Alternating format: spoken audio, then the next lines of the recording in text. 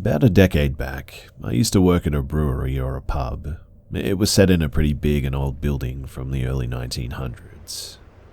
I worked there for a couple of years, and most of the time it was pretty chill, but backbreaking at times too. On my time working there, I had two experiences that I can only describe as supernatural. The first one, it was a particularly late night, and I was tasked with closing up the hangar and loading docks. Closing it up was basically making sure that there wasn't anything obstructing where the trucks would park, stacking up any loose crates, turning the lights off, and locking it all up.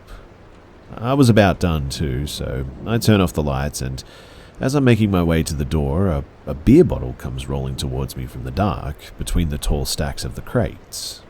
It wasn't forceful or anything too, it sort of looked like someone gently placed it on the floor and rolled it towards me. I didn't think too much of it though, so I picked up the bottle and placed it inside a half-empty crate. I turned around, and as I started walking, another bottle comes rolling from the same place. Then another one, and tired and thinking that it was a co-worker trying to mess with me, I shout, "Hey, alright, you got me, come on, I gotta close up." I expected to hear laughter or something, but instead, it was dead silent. I waited for a couple of minutes too, turned on my flashlight. I truly believed that somebody was there, and started looking around the stacks or the crates for what I thought it would be a giggling co-worker. But after searching each corner, eventually I just had to give up. I admit that I was a little bit weirded out at this point, but I just picked up the two bottles from the ground and placed it in the same crate as the first one. I turned off my flashlight and shouted at the darkness, "Alright, I'm looking up, see you tomorrow." Just as I finished saying that, a crate full of bottles fell from one of the stacks and landed 2 feet from me, glass shards and beer exploding absolutely everywhere. And that, I have no idea how it happened. The next day I told my boss about it though, and he said that it was probably a rat. The thing is though, is that those crates, when full, probably weigh 20 pounds at least. How a rat could throw it like that is just impossible. Talking to my co-workers too, they told me that they've also experienced weird stuff during the closing hours down there. Anyway, my second experience happened again when I was closing this place, and this time I was closing the pub. So when closing the pub, the last thing that you usually do is restock the walk-in freezer. The freezer is probably just as old as the building itself, to be honest, and it sits underground, right beneath the bar. I was down there filling that enormous thing with kegs and crates, and being a very old freezer from a time when safety wasn't a big concern, the thing doesn't open from the inside. No handle, nothing, just a flat, plain steel door. So I did what I always did when I had to go inside that thing. I put a keg securing the door open. And I was about halfway through that task when I hear the door slamming shut. I rushed towards the door, but it was actually locked shut. I started pounding on it, but the only other person there was my boss in the office, 2 floors above me, probably with the door closed. I tried my phone, but since I'm locked underground inside of a steel and lead box, I had no service. I was wearing only jeans and a t-shirt, so things were getting chilly pretty quickly. My face was going numb and my hands were getting stiff, and I made a blanket out of cardboard, but it was doing very little keeping the cold at bay. The only reason I didn't freeze to death, though, was because I had a date with a regular and she went there looking for me. She asked my boss where I was, and when he couldn't find me, he went to the basement and found me inside the freezer. I was there for about 45 minutes when he found me, and I was starting to consider writing a letter to my parents and drinking myself to sleep. My boss, he installed a chain to keep the door open after that, but I refused to ever walk in that death trap ever again. But the weirdest part was that the keg that I had holding the door open, it was now at the other side of the room when I got out. It was a full steel keg, mind you, not something that can just slide away, let alone quietly. Anyway, in the end, I stopped working there shortly after for unrelated reasons, but it's something that has always stuck with me.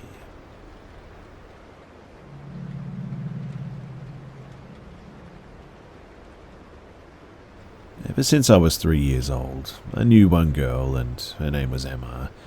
And because we were in the same group in kindergarten, later we attended the same school too. We were never really close until we turned 9 or 10, because we got into the same group of friends and soon we became best friends. Not surprising for that age too. We'd hang out a lot, literally spent all the free time with each other that we could. I knew that Emma had problems at home too. Her mother was an alcoholic and an addict, and even though she denied it all the time, we just knew it. Most of the time we would spend our time together on the streets. However, rarely we would stay at my place when it was raining or during storms and blizzards. But we never entered her apartment when someone was at home, and even then we never really stayed for longer than 10 minutes. My mother suspected that she was stealing stuff. A pair of golden earrings went missing and we never found them again, and just asked me to be more careful around her. And eventually, I noticed what my mother meant. Emma would come up with some crazy excuses to stay in my apartment, like saying that if we got under the rain that she would catch a cold during her period and in the future she wouldn't be able to give birth due to that or something. I wasn't a dumb kid but decided to not point it out, but one summer afternoon I decided to bring up the topic of Emma's family again. She took me to her room and nobody was there. Everything went normal, so we started hanging there more often. But I noticed a lot of empty alcohol bottles and syringes around, but it wasn't my place to pry, so I let it be.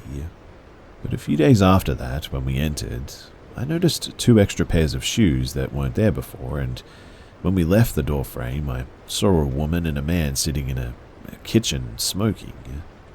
I knew that Emma didn't have a father. He died when she was 2 or so I assumed that it was her mother's friend or something. The person said, "Is that," and my name, "You've changed a lot. Such a pretty face." I was so weirded out as she and that man stared at me intently, eyeing up my body and face. I was 10, so I only understood that later, how creepy it was. But I'm pretty sure that I've never actually met her mother before, so probably she saw me in kindergarten albums or something, but after that encounter, Emma started acting really strange, asking about my parents' full names, where exactly they work, whether I have extended family or not, persuading me to go to abandoned places. She literally dragged me to her place several more times where I met her mother and that man again. Weird comments too, especially about my body and face, happened every time. I told my mother about Emma's behavior. I didn't tell about the weird stuff with her mother, and she banned me from hanging out with Emma completely at that point. Important note too is that after me and Emma stopped talking, she transferred to another school by demand of her mother. Anyway, it was a regular morning, a month or 2 after I had stopped talking with Emma. I was heading out to school when suddenly an old beaten-up car pulled up near me and a woman came out of it. I couldn't see her face clearly due to the scarf around her face, and I assumed that she was just a passenger getting out of the car, so I continued my way towards the school. However, I haven't even made more than a step when she firmly grabbed my arm. She started saying something about my mother being in hospital and that I needed to go with her, and her voice seemed sort of familiar, and the rest of the face too. She also said full names of my parents and that she's related to me from my uncle's side. She said his name too. I started to freak out and started denying her demand to get in the car, so she grabbed my shoulder, placed her palm on my mouth, and dragged me to the car. That's when I saw that the driver was that man from Emma's place. I bit the woman's hand as hard as I could, thrashed until she finally let go, and then I ran back home as quickly as I could.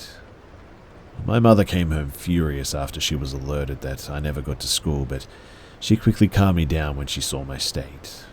My clothes were torn on the sleeve, my arm was heavily bruised, and I was sobbing. I was never an emotional kid, rarely showed even mild emotions, so this was completely unexpected from her. I explained everything that happened, and she showed me all the photos of relatives and asked if I recognized that woman, and I didn't. My mother never really said a word to me about it after that, and I think we just sort of pretended that it never happened. But today, I stumbled across Emma's Facebook and there was a photo of her mother, and in that photo was that same scarf from that day. I denied the possibility that it was her throughout my whole childhood, but here it was, a proof that makes it impossible to lie to myself anymore. I need to let it out because my mother never got me any psychological help after this and I just bottled it up. But I have to ask, why did Emma's mother do that? Did Emma know about it? I guess that I'll probably never know.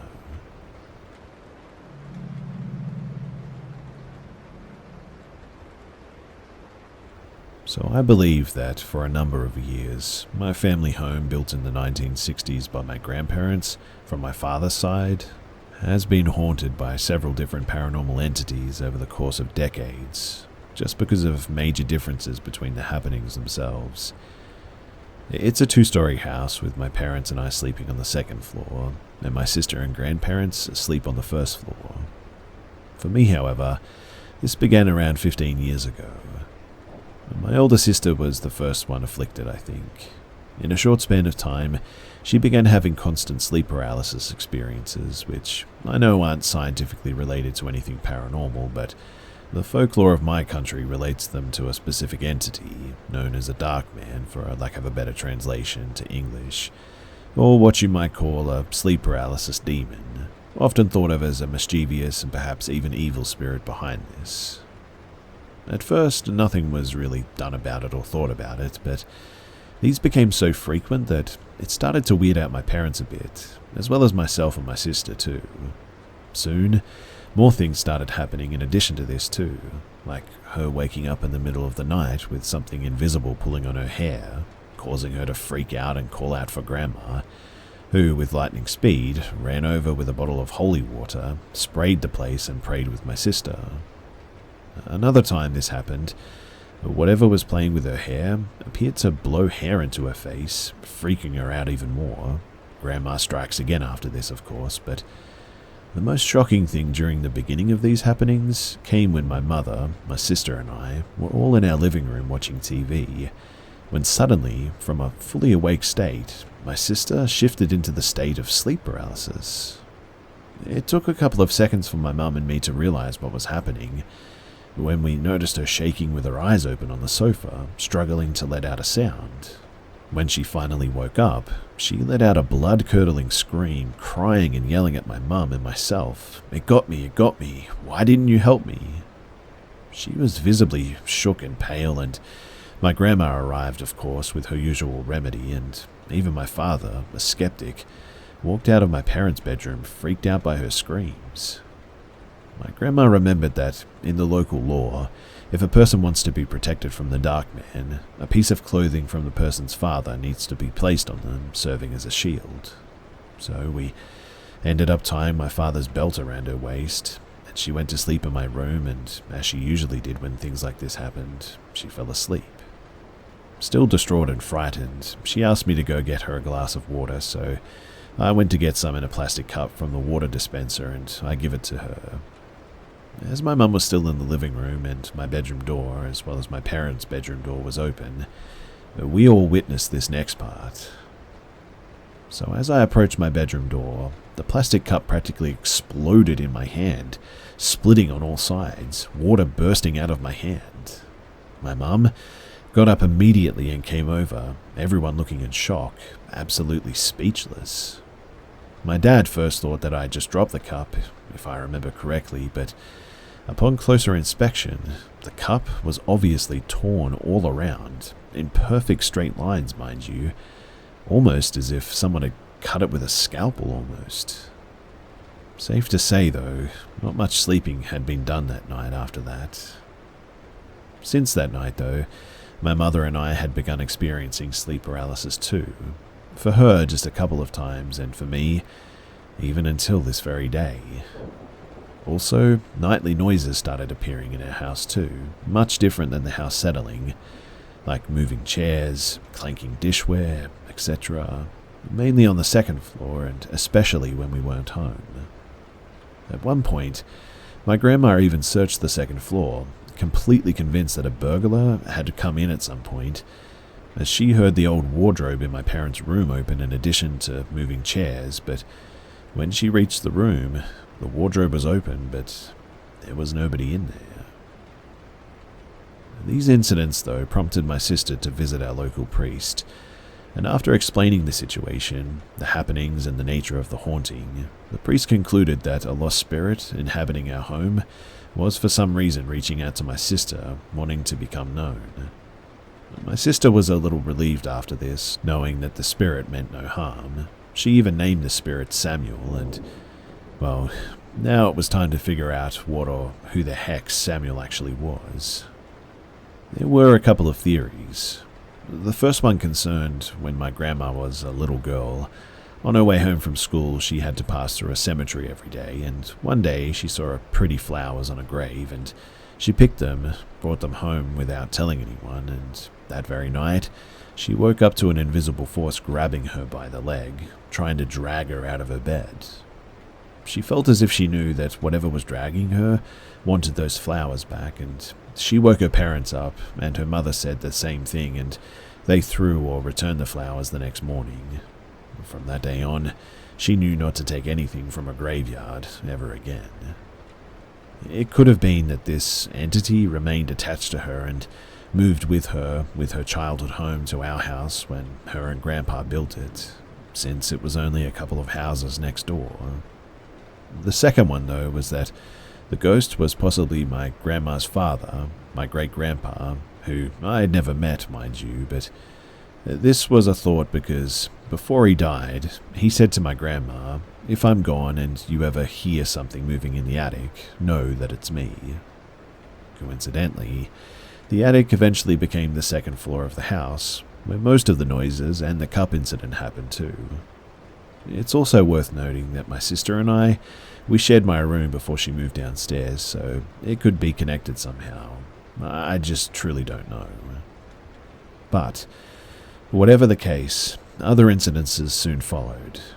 My mother once felt a strong press on her upper body when she was nearly sleeping, and thinking my dad put his arm around her with his full weight, she asked him to move the arm. And after she got no response, she asked again, complaining that it was hard to breathe, and she eventually had enough to the point of crying and yelled at him to stop, only to realize that he wasn't even turned towards her in the bed. He was turned to the other side, and woke up wondering why she was screaming like that. She still remembers this vividly, and it frightens her to this day, and my dad remembers this too. On another night, I was playing PS2 games very late, and I had gone to bed without realizing that I forgot to turn it off, and my LED light-up joystick remained plugged in. I woke up in the middle of the night, and the TV was off, but thank God the PS2 was still working and the joystick was glowing. I couldn't stand the darkness with all this stuff going on, and I remember looking at the PS2 in the light when suddenly the joystick just unplugs itself, and in an instant, total darkness swept through the room, along with my panic. I quickly got up and I ran to the light switch and quickly turned it back on, which remained turned on for the entire night after that. This was soon followed too, once again late at night, with me watching TV in the living room. Now, the stairs are connected to our second floor at the very beginning of the living room, and they're separated by a thin metal strip from the living room floor. And as I'm sitting there in total darkness, I suddenly hear footsteps coming up the stairs. I yell out to my sister, believing that she was going upstairs for a drink. But as I get no response, I realize that there isn't a chance that my sister would be coming up the stairs without turning the light on, as she never sleeps with the light off since this stuff started happening, and to this very day, she's almost 30 years old, she's never slept without the light on. I sit up at the sofa, frozen, listening to each step as it comes closer to the top of the stairs. Finally, I hear that metal strip on the top of the stairs clanking, as if somebody had stepped on it. And at that, I just ran for the hills, or should I say for my parents' bedroom door, frantically banging on it and screaming for them to let me in. And I slept in their room for the rest of the night after that, completely terrified. But the most bizarre thing during that first round of hauntings happened during broad daylight, and it truly is just unexplainable in every way.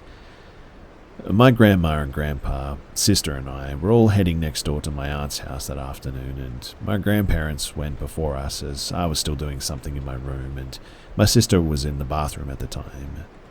Now, it was always practice at our home that the last person to leave always takes the key from the inside of the front door and locks it up before heading out.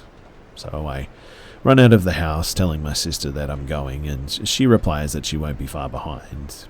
I close the door behind me, and my sister tries to come out of the house, maybe half a minute after me, I would guess.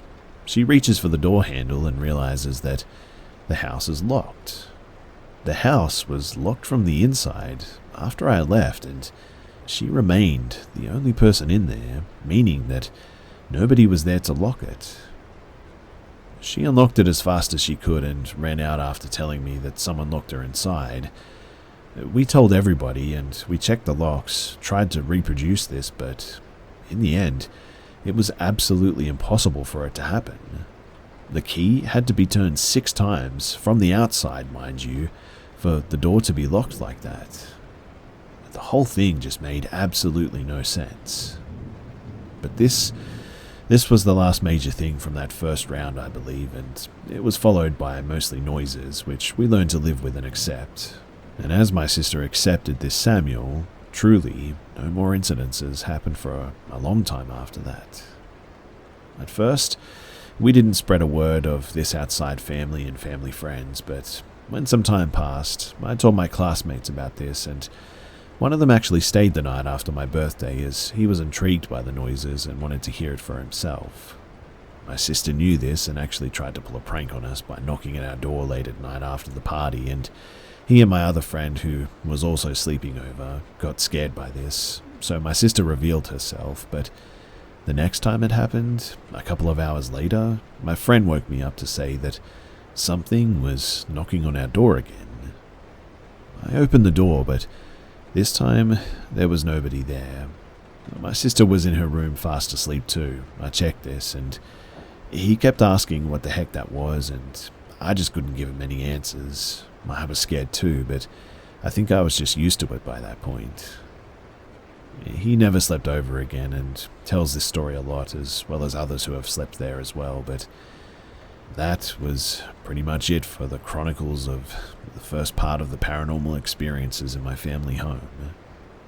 After we accepted things, that they were just the way that they were, it all sort of watered down strangely for a couple of years, and things like noises and sounds became less frequent. But a few years ago, some other things started happening, but the nature of them was different, as was the source, I think. Well, I believe. So, I'll leave that for another time, but if you guys would like to hear this, then do let me know.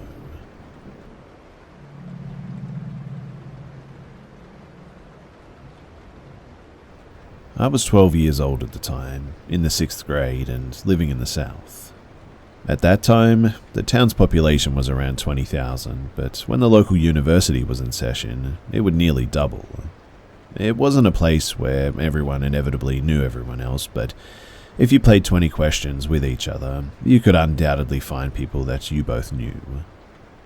My single mother and I lived in an apartment downtown and had been there for around 8 months. It was summertime, and as she worked and attended college, I was usually home alone during the day.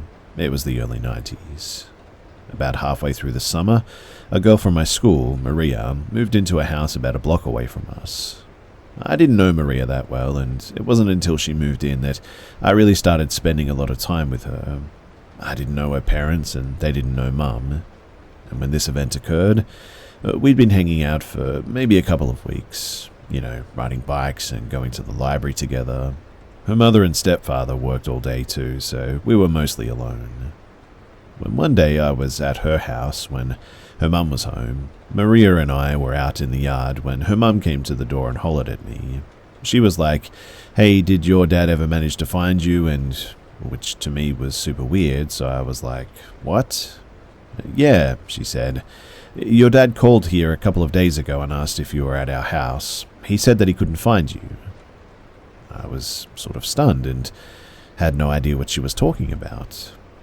To Maria's mum, a virtual stranger, the call probably made sense. I mean, to those who knew me, though, it was pretty wild. The actual people who knew me knew that my dad didn't live with me, had never lived with me, in fact. He lived a couple of hours away in a different county, and at that point in my life, I could count the number of times that he had been to my house on one hand. There was no animosity or drama there. He could see me whenever he wanted, but we were not close, I guess you could say. He'd never been to the town in which I was living either. I hadn't seen him in probably 6 months, and seeing as how we didn't have a phone, we hadn't recently spoken either.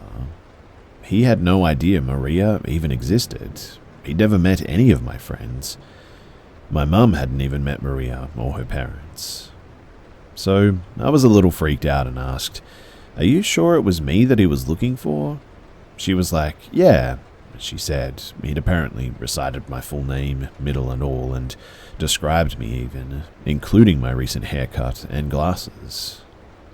My dad had never seen my glasses, didn't even know that I wore them. I'd only had them for like a week. She said that he asked if she knew where I was, that he couldn't find me, and that she'd told him to try my apartment. He'd apparently said okay and then just hung up. And well, of course, I went straight to a payphone and called my dad as soon as I left. And of course, he had no idea what I was talking about. In fact, it bothered him too. To this day, I have no idea what that was about. Was it a prank call or somebody coincidentally looking for their daughter of the same name and physicality, and Maria's mum thought that it was me? Or like some guy actually trying to abduct or stalk me or something? But in that case, how did he know to call Maria's house? He would have needed to know Maria's parents' last name for one thing, and her mother had remarried as well. Her last name was different, in other words, and what was the point? I was often alone. I was probably easily abductible, I suppose. It's probably not a word, but you get my drift. Nothing like that ever happened again, but a few weeks later, I did get a really strange feeling after coming home from the used bookstore. I'd just gotten upstairs and had unlocked my apartment's door when something like a trepidation hit me with full force. The living room looked fine. I didn't see or hear anyone, but I got the strongest sense that someone had just been in that room seconds before. When I tried to step forward, every hair on my body suddenly stood straight up, and I didn't question it. I just slammed the door, ran down the stairs, and I stayed at that library until Mum got off work. Maria's family moved a few weeks later, but we were there for another year, and as far as I know, nothing else happened. Also, I spoke to my mum about this sometime later, and she only remembered it but said that she'd gone down and talked to Maria's parents at the time. I didn't know that. Apparently the guy had also asked if there were any places I might be, like maybe he was fishing for information. The biggest thing, though, was that he asked using my full name. My dad never used that name, and he's the only person in the world who calls me by a certain nickname, a shortened version of my longer name. My 11-year-old theorized that maybe he was planning on abducting me and calling Maria's house, posing as my dad so that when I disappeared my dad would be suspected. He may have known just enough about me to know that my parents were separated, but not enough to understand certain details, like my nickname or my parents' situation. Whatever the case, it's something that has stuck with me, and it puzzles me, but at the same time, it really freaks me out.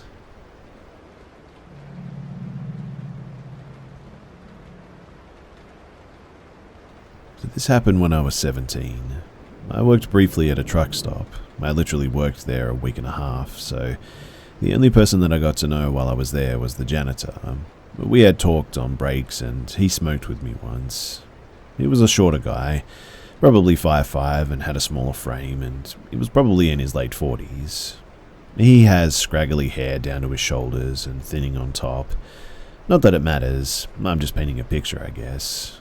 But I'm a pretty big girl, I'm tall and built like a brick house. And if anyone was the imposing one, it was me. I never at any point thought of him as scary or anything, just thought that he was a nice older guy. So after I stopped working there, a few weeks had passed and I was fueling up in my car and he came up to me and we talked and he told me about his great weed that he had and if I gave him a ride home after work, I might get some. I didn't think anything of it and I drove him home. He rolled a joint and made me a drink that was about 2 fingers full, but he didn't have a chaser, so I only took a small sip. And well, he put his hand on my leg and then tried to put my hand on his junk. And at that moment, my head started swimming and I got this gut feeling and it was fear, pure fear. I felt faint and shot up off the couch and headed for the door. He did everything but physically stop me from leaving. I can't remember exactly what he said, but I moved him from in front of the door and I just left.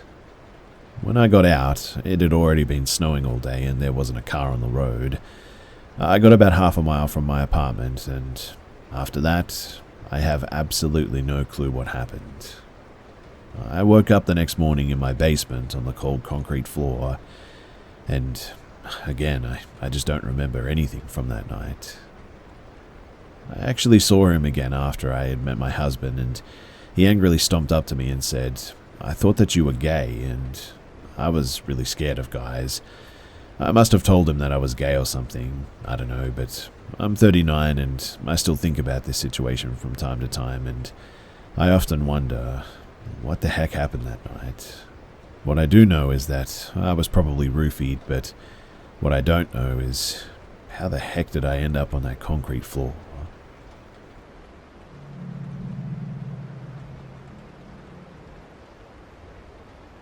A few years ago, I, a 19-year-old female at the time, used to live in apartments across the street from a grocery store. I worked nights and needed to get a few groceries after work in the AM at one point, and if I didn't need many things, I would just walk instead of drive. This was one such occasion. So, it was early enough, I'd say maybe 8 AM-ish. I'm browsing the store, I grabbed a really nice measuring cup, I think. Sort of like an impulse buy, I guess. But this will be important later on too. Toward the end of my shopping, I'm grabbing the last few items and I passed this same man at least twice. It could have been more before I started to notice, but he would pass me and dip into the aisle right behind the aisle that I would go in. The last thing I needed was milk, which was at the back of the store. Again, I passed this guy. On my way to the checkout stands, I decided not to get the measuring cup. Here comes this guy again, going into the aisle right behind the aisle that I went in.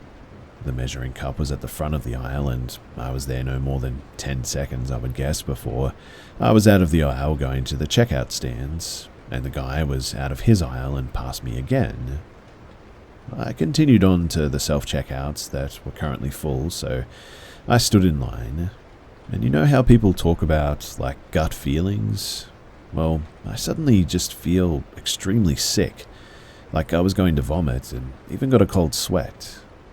I turned around and saw that same guy right behind me. His basket looked empty or only had a couple of things. I was too panicked to really count, but people were lined up behind me and my self-checkout became available. I glanced at my shopping basket and very audibly said, "Oh shoot," like I forgot something, and I went off back into the store in a hurry.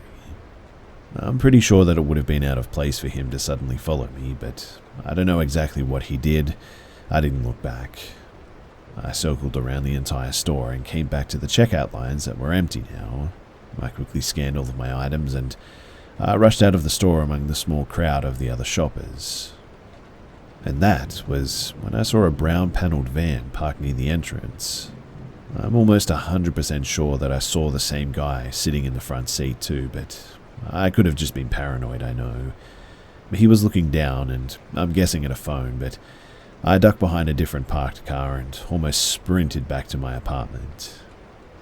I was definitely being followed that day, and the fact that he was sitting right there at the entrance, in a van of all things, I don't know, something just didn't feel right. To this day, that is the most intense gut feeling that I've ever had, and to be honest, I'm really glad that I listened to it.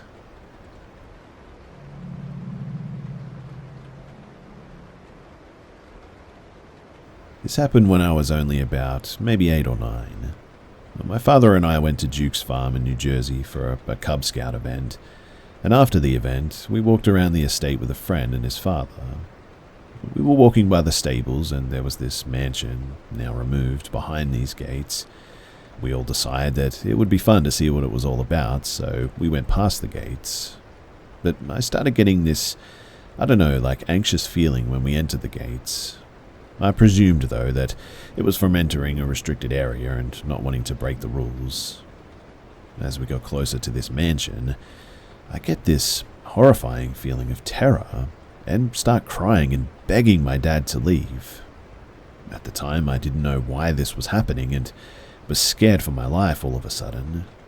But years later, my father tells me his experience from that day, and according to him, he froze in fear as well. He described it as evil entering him and apparently told the evil that I'm a follower of God and he'll protect me. He was scared as well, but not as worried as me. But he felt this sensation like something was trying to take control. We got out of there as quickly as we could and kind of brushed off the experience, to be honest. And he didn't want to tell me until maybe a few years ago because he didn't want to scare me as a kid. Now, I've never been crazy into religion, and I'm very skeptical when it comes to paranormal experiences like this.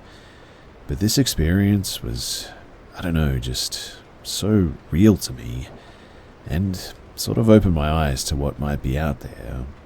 And with my dad, who I've never really known to be a liar or anything, confirming these feelings with the way that he did, I think that there was something going on at that place. Something evil.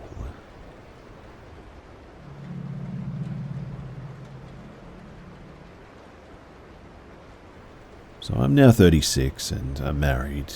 I live in another state, but we've been together for 10 years and have had a dog for 9 of those 10 years.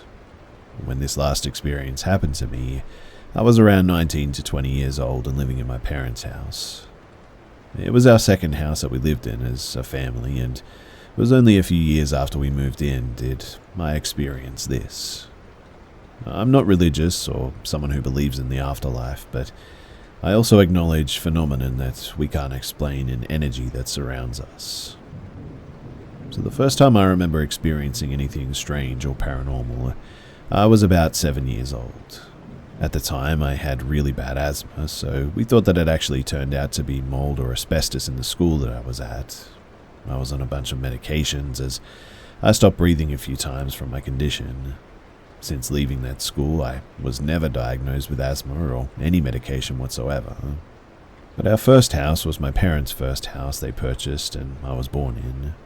They bought it from a couple who was going through a divorce, I think, and it was one level and my bedroom was diagonally across from my parents' room. All of a sudden one night too, after my mum put me to bed, she would leave my door slightly open so I was able to see in the hall and my parents' bedroom.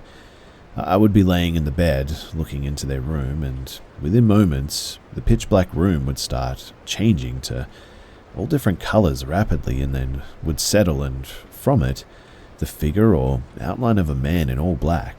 I couldn't see his facial features or clothes. I just knew that it was a man, and all black would form from these colors and slowly start walking towards the threshold of my room. The first time that this happened, obviously I freaked out and was screaming for my parents. They would always come and nothing would be there. This went on for about a year, in fact, and the most I ever watched was one time I didn't look away as the figure actually stepped into my room. But then I got so scared I would go under the covers and face my wall. I slept like that for a year until my mum took me to some woman that I don't know.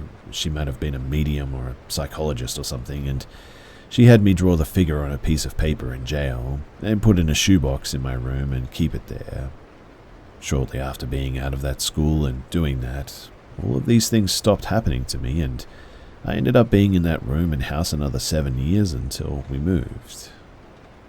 I never had another experience after that. I never even really thought about that year again, my whole life really growing up until I was about 19. We had just recently moved to another home, once again bought from a couple who had divorced. This house always had a a really weird sort of cold feeling to it. And one night I was out with friends just getting food. We weren't drinking or anything of that nature, just a low-key night. I remember I came home around 10 p.m. and went upstairs to my bedroom. My room was on the second floor, and in the middle of the floor my siblings' rooms were on either side of mine, and the master bathroom and bedroom at the end of the hall. And I remember I came home, played some video games for a bit, and then shut the lights off and laid down to go to sleep. It was a tiny room, and my bed was parallel to the door. I remember too that I fell asleep fast and hard. I don't remember the time or why even, but eventually I wake up facing the door. Slowly my eyes are adjusting to the darkness, and I see a figure standing in front of my closed door. I rub my eyes some more and see a tall black figure in what I can only describe as a generic striped prison clothes standing there, and I instantly shot up in bed and go to scream, and all in that split second, the figure rushed towards me, put its hand around my throat, and chokes me. I can't scream or make a sound, and then instantly I wake up. I'm laying in bed facing the door sweating, and the room is completely empty. At this point, I'm kind of shook up. I go down the hall to the bathroom to splash some water on my face, and that was when I notice a handprint around my throat that does not match mine. Now, I don't know what to believe or think at this point. It was strange because I was shaken up, but not enough that it kept me up all night or anything. I didn't know what just happened or how to explain it, but I told myself that it was just a bad dream, and I went back to my room and went to sleep. I never really told anyone about this before, and nothing like that has ever happened to me since then, too. I've moved a bunch of times in my life. I collect antiques and vintage items, and I love horror films and anything paranormal or ghost hunting related. And still, I don't practice any spiritual or religious beliefs, so I really don't know what to think of this. But after reading up and listening to other people's stories more and more about the paranormal, it's something that has always interested me. I don't consider myself someone who is easily spooked. I felt at this point in my life that I would like to share these experiences here and see what people think, what their opinions on all of that might have been. To this day, I've never really personally ever come to a conclusion on what all of that was. I always just chalked up what happened to me when I was 7 as a combination of the medicines that I was taking and the mold or asbestos that I was inhaling while in that school. And then the event later in life, I guess I just rule out as sleep paralysis. I don't know. Any feedback, opinions, and insight is much appreciated, and yeah, I hope that it just never happens again.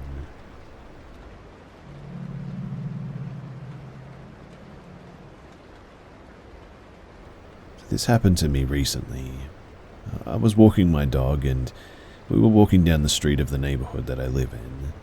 I heard an owl making a typical noise, and I walked further with my dog through the neighborhood with the owl, assumingly constantly moving with us, even though there were no real trees around. But I followed the sound further because I have a personal connection to owls. I just really like them. After many direction changes, I found myself down at the forest's edge. When I arrived there and I was standing before the dark entrance, the sound of the owl was now gone, and in place of it, a sort of creepy crawling noise could be heard, which was faster than it should have been, and it seemed to be coming in my direction, coming from deep inside the woods. Then I heard the owl again hooting from the direction that the strange, approaching crawling sounds were coming from. My dog became terrified at this point, and started threatening whatever was lurking in the darkness by barking at it. At this point, though, because the crawling became even faster and more unsettling, I sprinted backwards around 30 meters, and I turned around to see if something was behind me.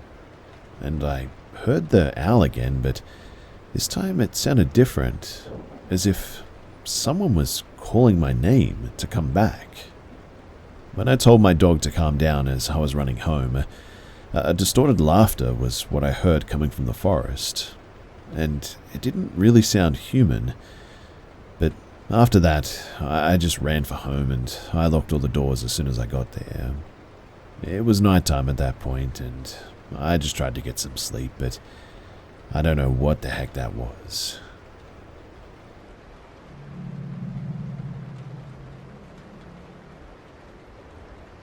I, an 18-year-old female, met my ex, male, 22, in February of 2020, but didn't end up dating him until closer to my 17th birthday because he still lived with his girlfriend. He told me that they were just friends and he didn't like her like that, and I didn't find out until later that they were actually still doing things together, and meeting him was absolutely the biggest mistake of my life. Everything started off great though, as every relationship does. I sent pics because he was my boyfriend, so, and of course I let him save them for later use. Another big mistake. But I noticed that they were still texting, and when I went through his phone, he was saying that he still loved her and missed her. I was deeply hurt by that and called him out on it. He apologized and said that it would never happen again, and I told him to text her that we were dating, and he did. And she was ticked.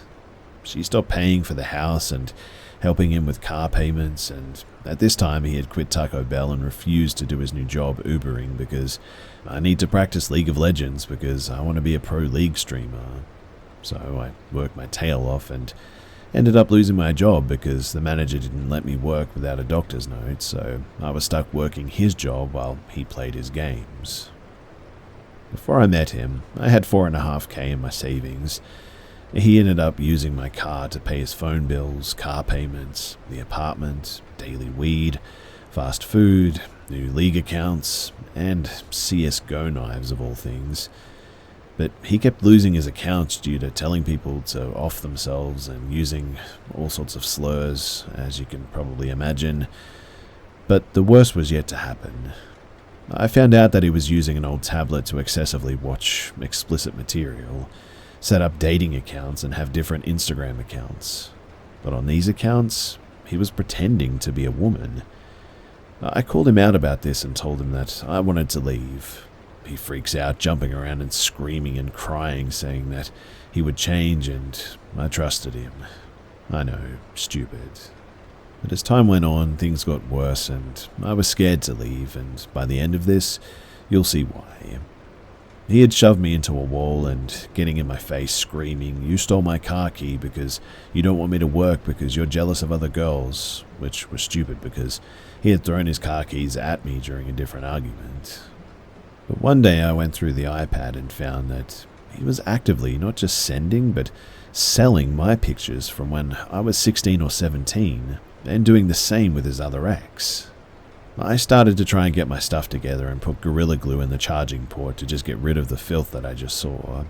When he found out that he no longer charged after he used my card to get us food, he was absolutely livid.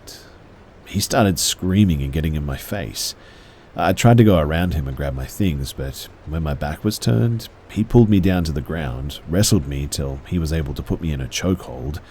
I was sobbing and just accepted that this would be the end of me, but before I blacked out, he let me go and I started gasping for air and gagging from excessive coughing as he just stood and laughed at me. I tried to crawl away from him when he grabbed my leg and started dragging me out of the apartment. I kicked to try and get him off of me, which just made him pull me like a dog playing tug of war. But he eventually dragged me out, keeping my wallet, keys, and all of my valuables, so I sat crying, begging for my stuff so I could just go home. He came outside and pulled me down the apartment stairs by my leg, and I was left with extreme bruising and also some cuts. I did end up calling the police, obviously, and they did absolutely nothing in the end. Fast forward, and he had to move because he had nowhere to stay or live after getting evicted from the apartment, and I had gotten a new job at this point. One day, though, it was particularly cold, and I went to get a shirt out of my car, and there he was. He was sitting in my car, on his phone. I left the door unlocked usually because I worked in a good area. I called him a cheater and told him to leave, and he got out of the car and was starting to go around the back, so I jumped in and tried to lock the door from the back seat. he ran over and pulled the door open and started trying to pull me out of the car. I started screaming and kicking at him. Thankfully, a customer saw this happening and called the police. They arrested him and told me to go home for the night, which they ended up firing me for, unfortunately. Also, unfortunately, he got bailed out, and while he was in jail, he had given out my phone number to other people there. Then, he walked 4.5 hours to my house after he was released and was looking around my backyard when my neighbor saw him and called my dad. My dad got in his truck with his gun and waited for him to come out of the gas station. He eventually did, but ran off, and he wasn't shot. He had harassed me, saying that he was going to show up to my graduation and ruin everything, and has gotten to the point of making multiple fake accounts on Snapchat, Instagram, and TikTok, pretending to be me and his other exes. And as of today, he still pretends to be high school girls selling out pictures and making fake accounts.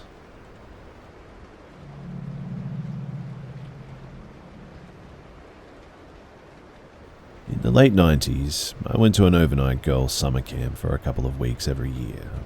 It's a beautiful chunk of forest in Maine, and this campground is structured like this. There are 2 roads that go up either side of a hill. Along the roads are paths that lead to clusters of cabins, which each can house up to 4 girls.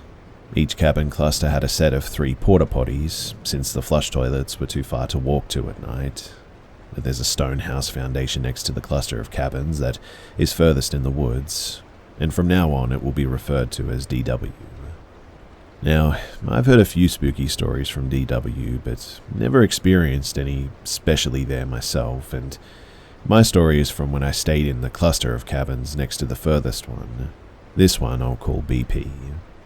BP is situated where all the cabins are ways into the woods, and porta potties are between the cabins and the road that continues to DW.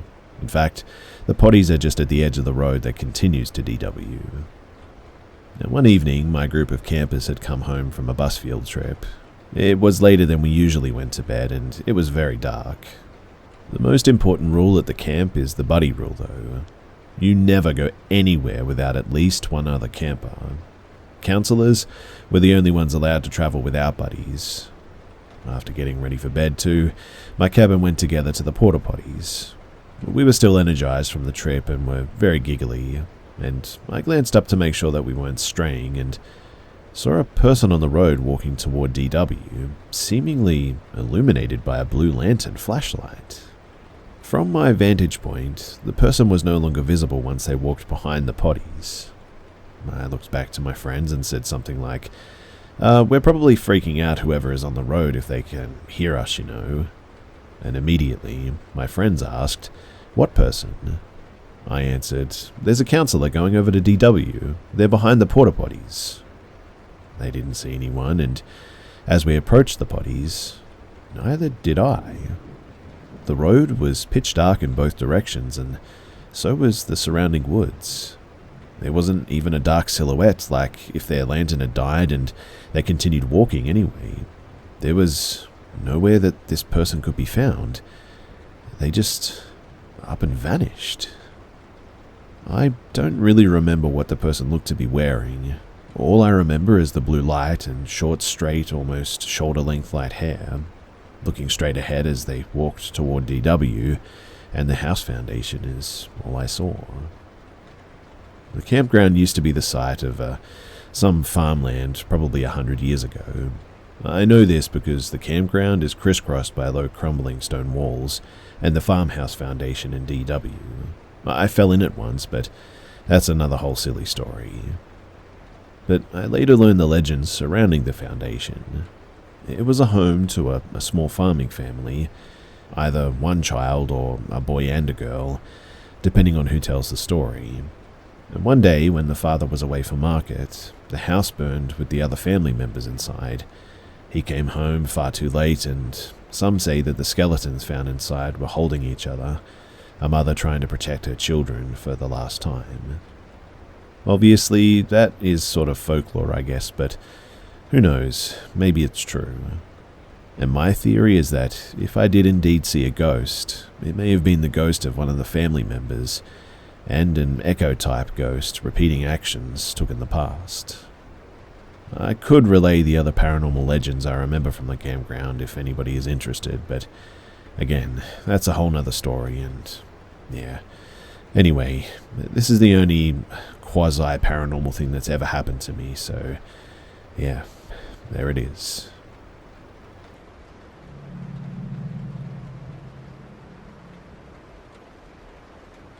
I am going to preface this by saying that I am a believer in the paranormal, and have had paranormal experiences just a few times before in my life. Some weird things have been happening at work recently though, and I'm really not sure what to think about it, if it's paranormal or not. I guess this is where, well, doing this comes in, sharing it with you guys. So, I'm a female in my 20s and a full-time overnight worker at a hotel in my hometown. I've been working this position for about 4 months now, and have experienced some odd, sometimes unexplainable things happening in the wee hours of the morning. I'm the only employee in the hotel working during my shift, and have grown used to keeping my eyes and ears peeled, as I'm basically security for the place, along with the front desk, and want to make sure that my guests are safe. Now, I truly can't tell if I'm convincing myself these experiences are paranormal or if they really are paranormal, but I want to share them here. So first, the drawer at the back desk where I sit and watch the security cameras, it will open on its own every 5 minutes or so. I assumed that it was because the drawer was loose and needed to be tightened. But when I asked maintenance if they noticed it happening during the day and could fix it, he and my manager said that they'd never seen it do that before. I'm not convinced that this is paranormal, obviously, but it's definitely odd when you add everything else. Our TVs in the lobby are kept at louder than 25-30 volume during the day and are muted at night. And one night, the TV unmuted itself and was set at 60 volume, startling me near to death as it was loud and abrupt. It happened once and never again, and I don't think that my co-workers would raise the volume to 60 before muting it, as there's really no reason to do that. Again, I convinced myself that it was just a technological error, but it still left me uneasy. I once looked down the hall into the kitchen, and for a split second, I could have swore that I saw a man standing there in the kitchen doorway. I even did a double take, and when I looked back, he was gone. I convinced myself, though, that I mistook the shelf and the boxes for legs and a torso, but again, it left me uneasy. I was preparing breakfast in the kitchen one morning and heard a loud crash in the lobby, as if the large tin dish in the breakfast area had toppled over onto the ground.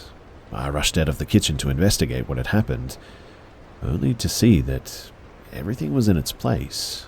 Nothing had fallen, and I also saw nobody in sight.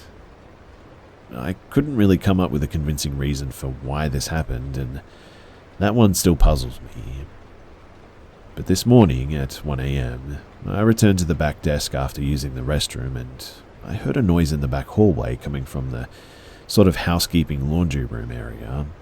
I slowly approached and turned on the light to see that one of the large dryers had started itself, 2 hours after I started my shift, with the dryer door open. That has never happened since I've started working here, and after confirming with my manager, it has never happened before, and again, I guess it could be explained by a technological error, but it was really odd. Other things have happened too that I can't really remember off the top of my head, but I can't tell if my belief in the paranormal, combined with me being completely alone and sometimes scared, I'll admit, at work, has created the idea of these instances being paranormal. Again, I don't know what to think, but I would really like to know what all of you guys think.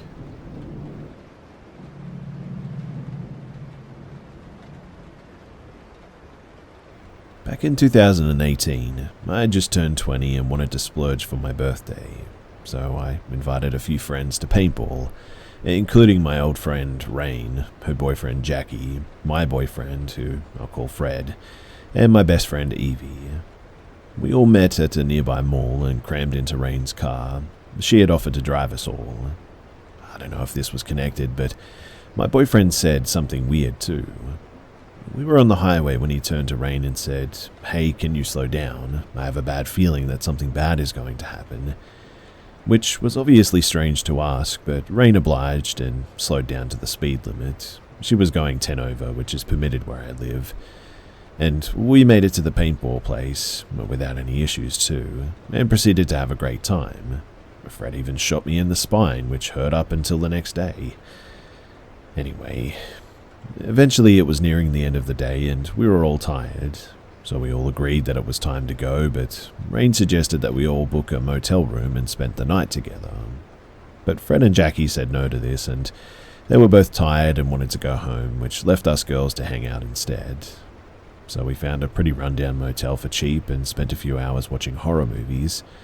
And halfway through the second movie, we started to feel like there was a presence in the room with us, but we just chalked it up to the horror movies, obviously.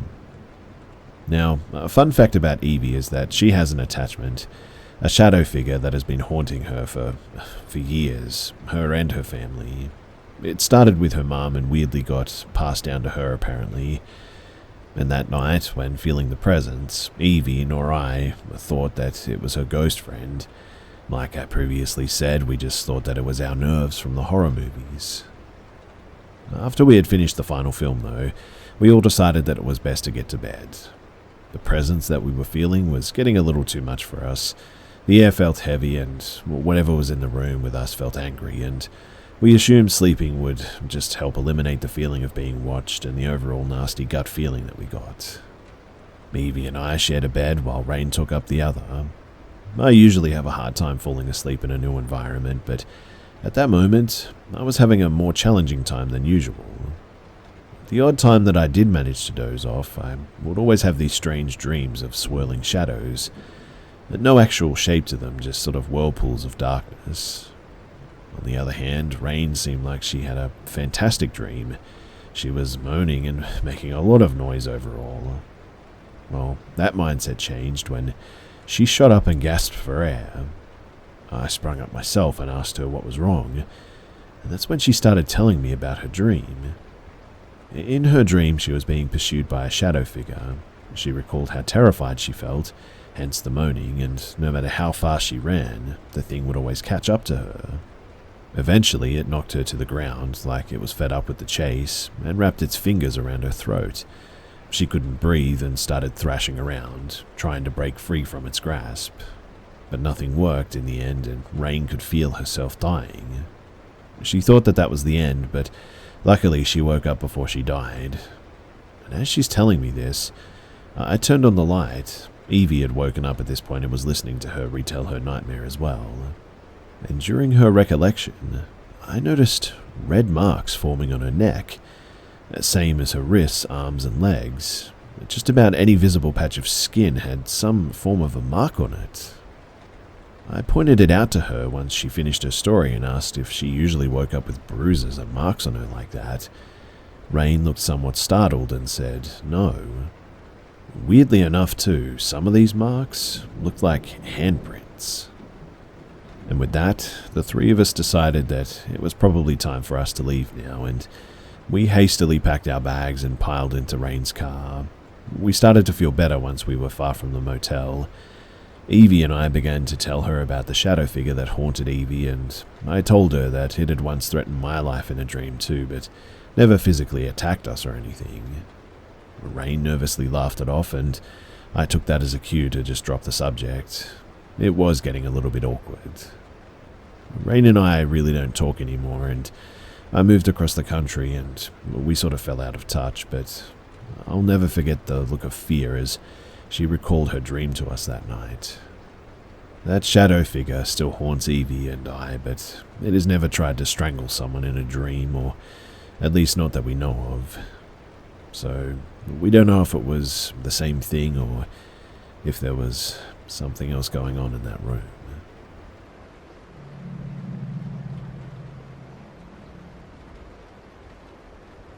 This event happened around the mid-90s. It's a situation that I often think on and realize just how lucky I was. I was 18 and I had found a new bar called the Aqua Lounge. It was an interesting place, actually set up in an old Napoleonic fort on the south coast of the UK. I was quite into amphetamines at the time, as were a lot of youths back then, and we would use it to dance all night.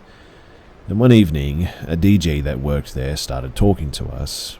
He went by the name of Paul and seemed affable and friendly. He invited myself and two other friends back to his for an after-party.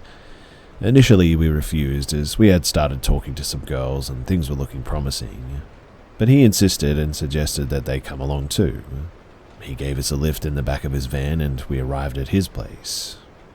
I remember seeing lots of UV paintings and his house had a real party house sort of vibe. He offered us drinks and we drank them. Now being on amphetamines, you're invariably chatty and energetic. However, I felt almost stuck in the chair that I was in. The girls that we had brought with us, in fact, said that we seemed quiet and boring. I was wide awake, but my body just wouldn't move for some reason. The girls seemed unaffected by this. Our host kept insisting on giving us drinks, but I refused as one of the beers that I was given seemed to last ages. But before long the girls left and the host started trying to hypnotize us for fun. This didn't work, and after a while in the early hours of the morning, we all just left, but the memories of where he lived and the journey home are a bit sketchy for me. In any case, a few years later, I was talking to an old friend that I had reconnected with, and we discussed the now closed Aqua Lounge and what it was like there. I shared my experience with my friend and said that it was just odd how it was there. And my friend then told me that the DJ, Paul, was apparently now in prison, and that a friend of his had been drugged by him, and when he woke up, Paul was apparently doing all sorts of stuff to him in the worst way. I fully believe that we were to be his next victims, and if it wasn't for the amphetamine in my system, the drug that he'd used on us would have rendered us unconscious and at his mercy, rather than just locking us to the chairs. I still think back on that night and feel grateful that I wasn't his next victim. And in the end, it turns out that the club was shut down due to a spat of drugging incidences that apparently occurred there.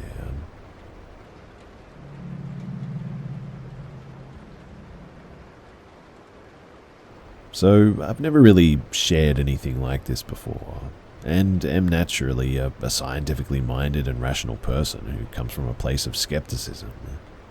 Basically, I'm trying to get some perspective on what happened and explore all avenues because, to be quite honest, I'm dumbfounded.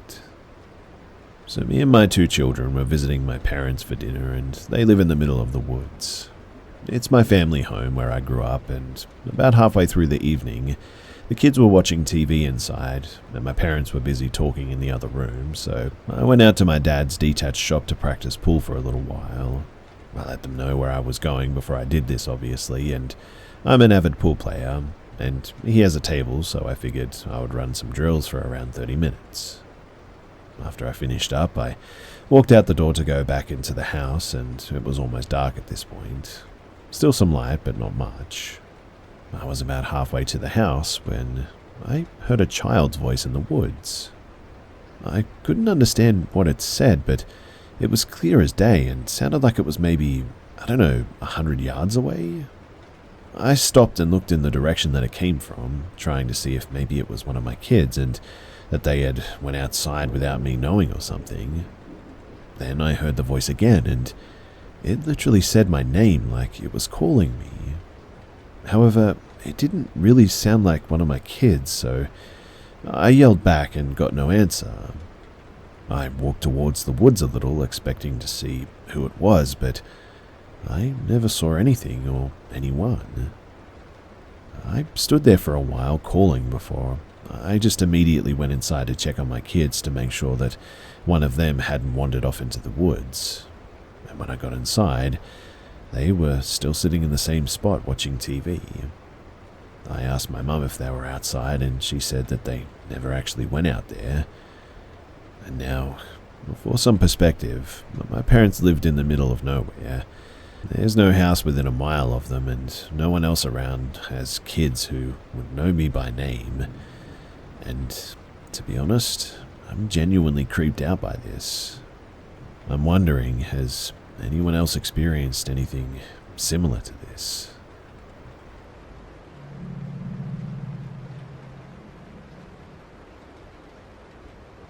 When I was 18, there was a gas station outside of town, and it was this rinky-dink little place where the cashier sold cigarettes to you if you were in pull-ups and being carried by your mum.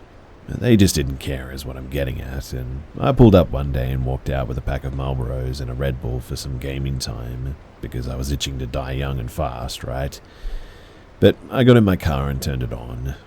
For some context too, I weighed about 108 and was 5'4". I'm tiny and I was a scrawny teenager in a sketchy gas station parking lot, but in the middle of the day, mind you. Anyway, I always keep my car doors locked, and as soon as I'm in my car, the first thing that I do, besides check the back seat before I even get in, is lock my doors. I do that, and a split second later, I hear my passenger side door jiggling. This guy in his maybe 20s to 30s, blonde hair, stubble, normal looking dude, was yanking on my door handle like he knew me, like I was his Uber. I'd never seen him before, and this man had no business trying to get into my car. I'm just in shock and watch as he taps my window and points down like he wants me to unlock it or roll down my window or something. I could tell, though, that he was bad news and I wasn't stupid, so I threw my car in reverse and I pulled away. He looked frustrated and disappointed, but I never saw him or the van that he was standing at again, too. I was too stunned to get a license plate, and even if I thought that I could report it, I was buying cigarettes and didn't want to get in trouble. I didn't even smoke them in the end. I bought them for the thrill and gave the stale cigs to a stoner friend who didn't use them for nicotine. I can still see him in my head, though, tapping on the window like that. It was freaky and just completely out of the blue. I was on the highway, too, when I realized that I'd been so scared that I even forgot to put my seatbelt back on. I guess it just goes to show that stuff like this can happen at any place and at any time.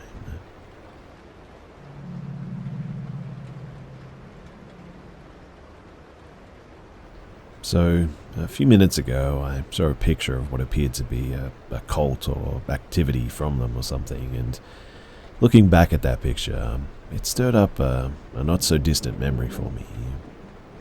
For context, I visit my mum every month, and she lives a few states away from me.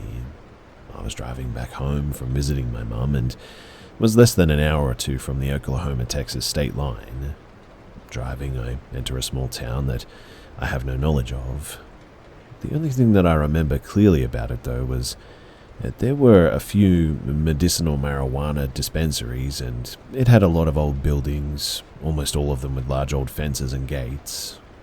Weirdly, I can't seem to find this on the map, but if any of you guys have any ideas, then please do let me know. So, I drove into town already feeling creeped out. The residents would sort of shuffle about and stare, and there were very few new buildings, but that wasn't the creepy part. You see, on almost every sidewalk corner and road, there were dead dogs, all wearing a leash and a collar. No blood, no slashes, bites, or gunshot wounds or anything. Just dead dogs everywhere. I stopped at one of the traffic lights in town and took in the greater picture. The people, as I said, just sort of shuffled and it just seemed wrong. But then the horror hit me. There were 20 plus dead dogs easily, and from what I could make out, there was just no logical reason or conclusion for this to happen. One or maybe two would make sense, I suppose, but it was like 20 plus. In fact, almost every lawn there was a dead dog there. Not just one breed in particular, too. It varied from miniature poodles up to Rottweilers and Labradors. I also noticed that nobody seemed to care. Mind you, and again, it was not just one dog. There was no way of ignoring it. But again, they all had leashes and collars, and I just cannot emphasize enough how weird this was. That they were actually everywhere, and they were on street corners, yards, corners, middle of the road, parking lots. I drove through the town with no issues, mind you, but I attempted to find the town before sharing this, and I've still had no luck finding it, which is weird because I should be able to find it easily. I mean, it's on a common route that I've taken before. The next time I go up to see my mum, I'm going to attempt to track down this town and possibly give all of you guys an update. My theory is that it's either a cult or a major meth or drug epidemic in that town. But if you have any information or ideas of where this actually happened and how I could find it again, then please do share it because I do plan to go back.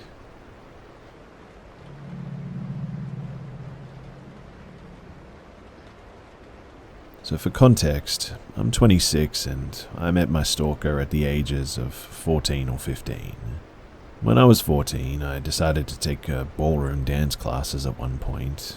That was kind of normal for teenagers in my generation in my country, but there you had to change partners each song, so every girl would dance with every boy. And in my group, that consisted of mostly teens between 14 to 17, there was a really tall, almost 2 meters, 21-year-old old guy. His name was Philip. We had a nice chat the times that we danced, but he seemed sort of weird.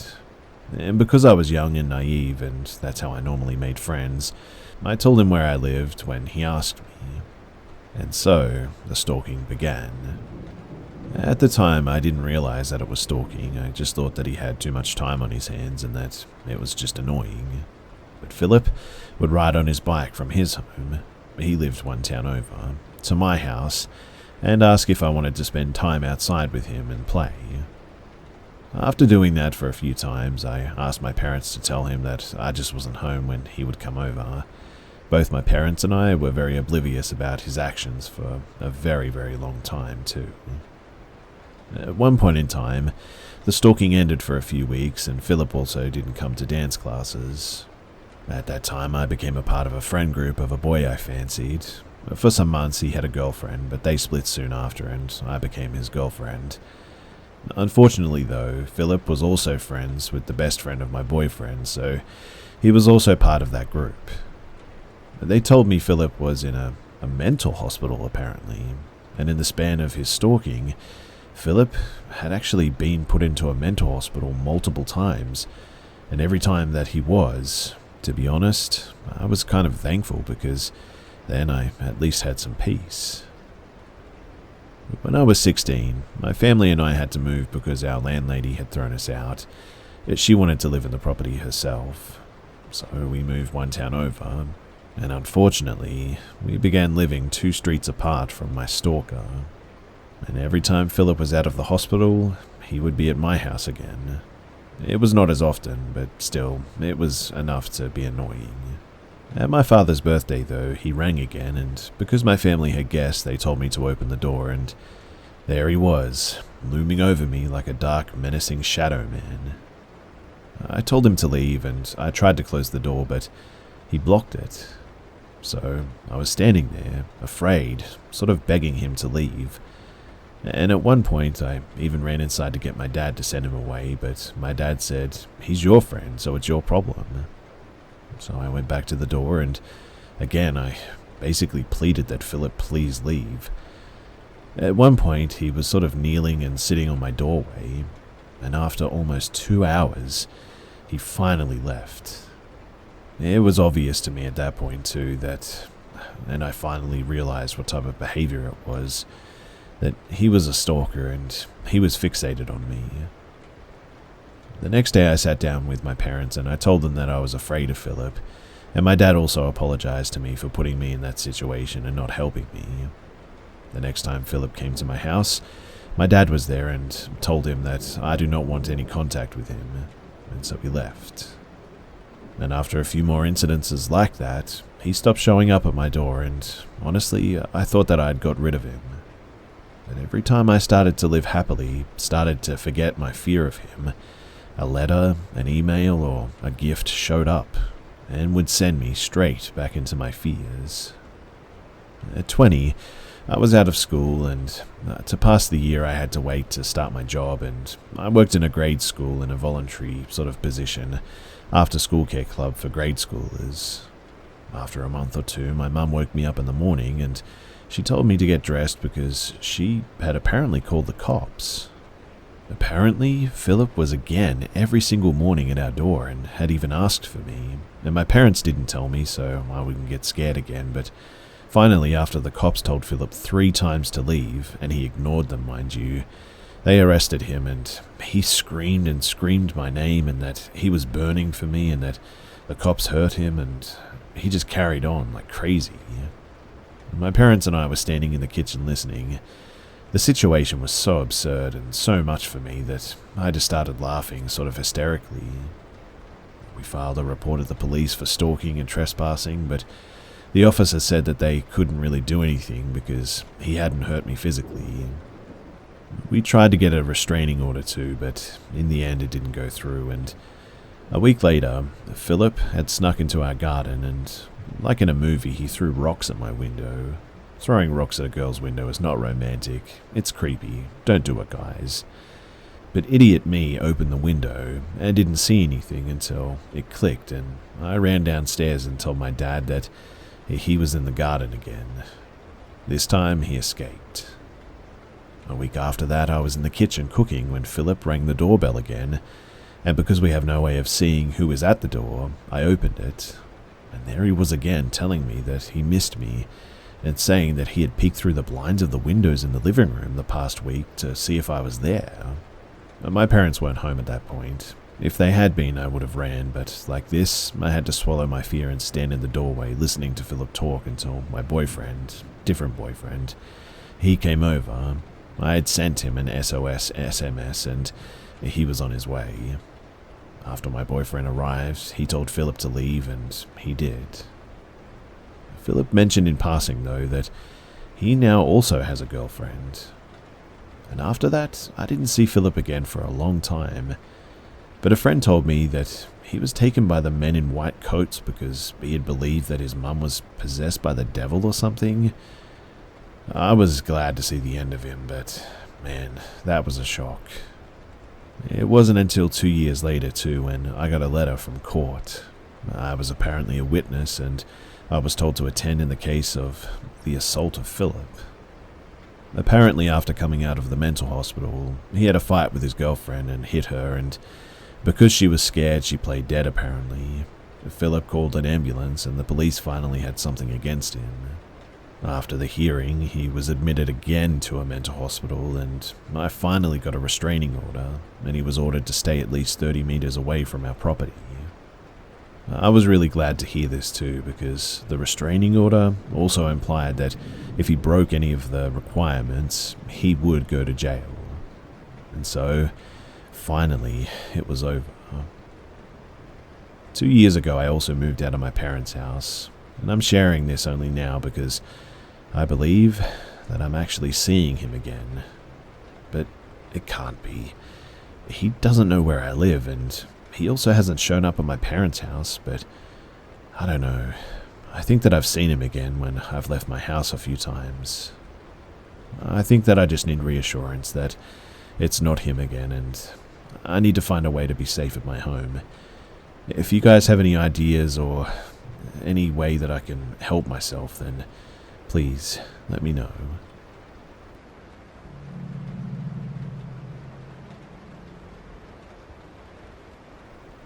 When I was 16, I decided to throw a small Halloween party. My dad agreed to leave me the house, and he was staying at for the day or night and went to stay in another town about 30 minutes drive away. It's worth noting too that the house was very isolated, abandoned looking, and pretty old as well. It was a small village and there were barely any neighbors. But around mid-afternoon, one of my friends came to help me prepare, and others were expected to arrive at night. Looking back, 2 16-year-old girls alone in an isolated house was always going to be a bad idea. But at some point, we were sitting on the couch chatting, and suddenly we heard a loud bang, and the living room got very dark. We turned around and saw that the outside heavy wooden shutters had been slammed shut. We instantly freaked out because it was a nice sunny day and there was absolutely no wind, so we knew that someone was outside and trying to scare us or watching us or something. We ran into the next room to hide, and we saw some shadows through the windows of that room walking around the house. At this point, we were terrified too because the front door wasn't locked and the bathroom window was broken, so the entire house was easy to break into. On top of all of that as well, the only place that we had service was upstairs in the corner room. Long story short though, we made our way to that room and I called my dad for help. Shortly after though, we heard the front gate creaking open and shutting and we heard a car drive away. When we finally went back downstairs, the cops were there because my dad had sent them, but they never found anyone or cared much really anyway, since no one had been clearly seen and nothing had been stolen. But what's really weird to me is that the house was so easy to break into, but they never actually came in, it seems. Simply just watched us and walked around the house. But what shocked me the most, perhaps, is what happened a few days later. I was in that house with my dad and a friend of his came to see him, and at some point, he came in the living room and smiled at me weirdly and said, "Crazy how dark it gets here when the shutters are closed." And I just remember my blood freezing when I heard that. I never saw that guy again, and I never stayed in the house alone again, but sometimes I think that maybe we got lucky that nothing happened that night.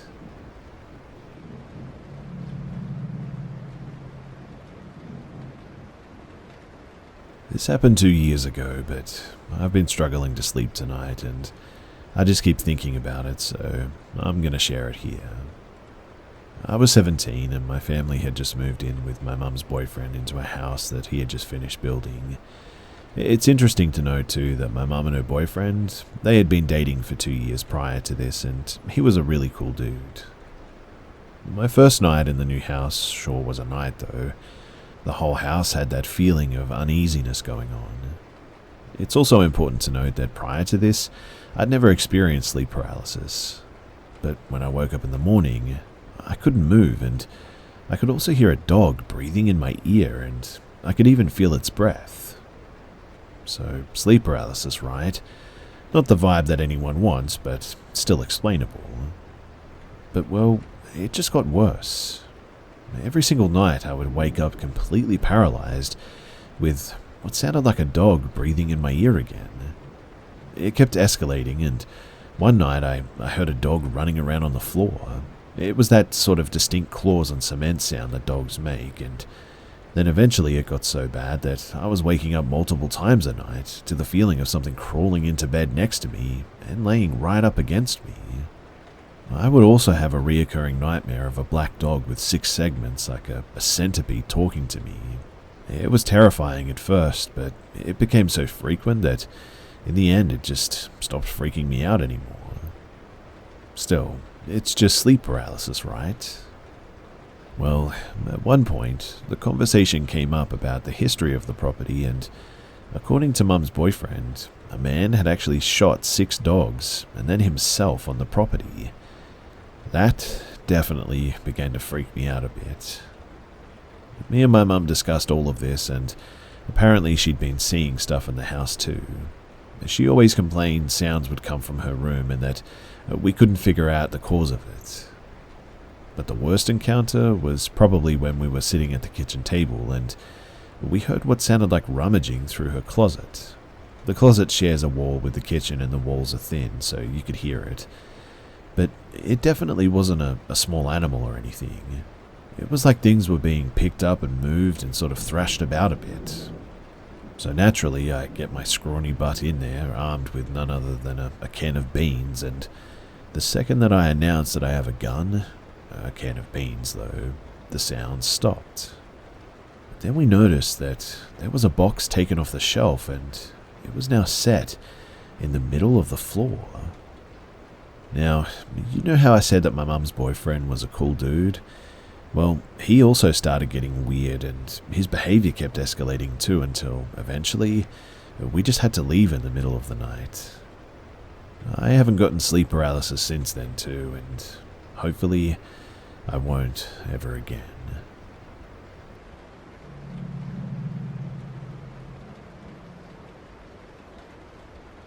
When I was 12, I had some trouble sleeping due to stress from a major move. My family and I relocated to Perth, Australia. I no longer live there, and this was many years ago, but I would sit in bed with the small nightlight on, thinking until eventually I just got tired enough to fall asleep. Now, one night, when everybody else was asleep, I heard a strange sound, and it was a voice saying, "What the F is going on?" in a really irritable way. I didn't recognize the voice, but it sounded like a young man. But the strange thing was that the voice kept repeating this phrase on, sort of like a recording. Just thinking about it too makes the hairs on the back of my neck stand up, but I didn't know where the voice was coming from. It sounded like it was outside, but because it sounded like a cheap recording, and because I thought that whatever speaker was used to produce the sound could not be that strong, I ended up surmising that the sound must be originating from directly outside of my window. When I came to that conclusion too, I just panicked. I mean, who could be the perpetrator? My neighbors to one side were sweet old people, the house on the other side was still under construction, and completely vacant at night, and it was way too far from my window to be making the noise. Initially, I tried to ignore the sound, thinking that maybe my mind was playing tricks on me, but it persisted. Eventually, it got too much, and I bolted out of bed and burst into my parents' room. They woke up to me telling them that there was a creepy sound outside, but suddenly it stopped, and nobody else heard it. To this day, I still don't have any answers. I admit that it may have just been an auditory hallucination, but nothing like it has ever happened to me before or since then, which makes me think that there was someone or something outside of my window that night, replaying that recording over and over again for who knows what reason.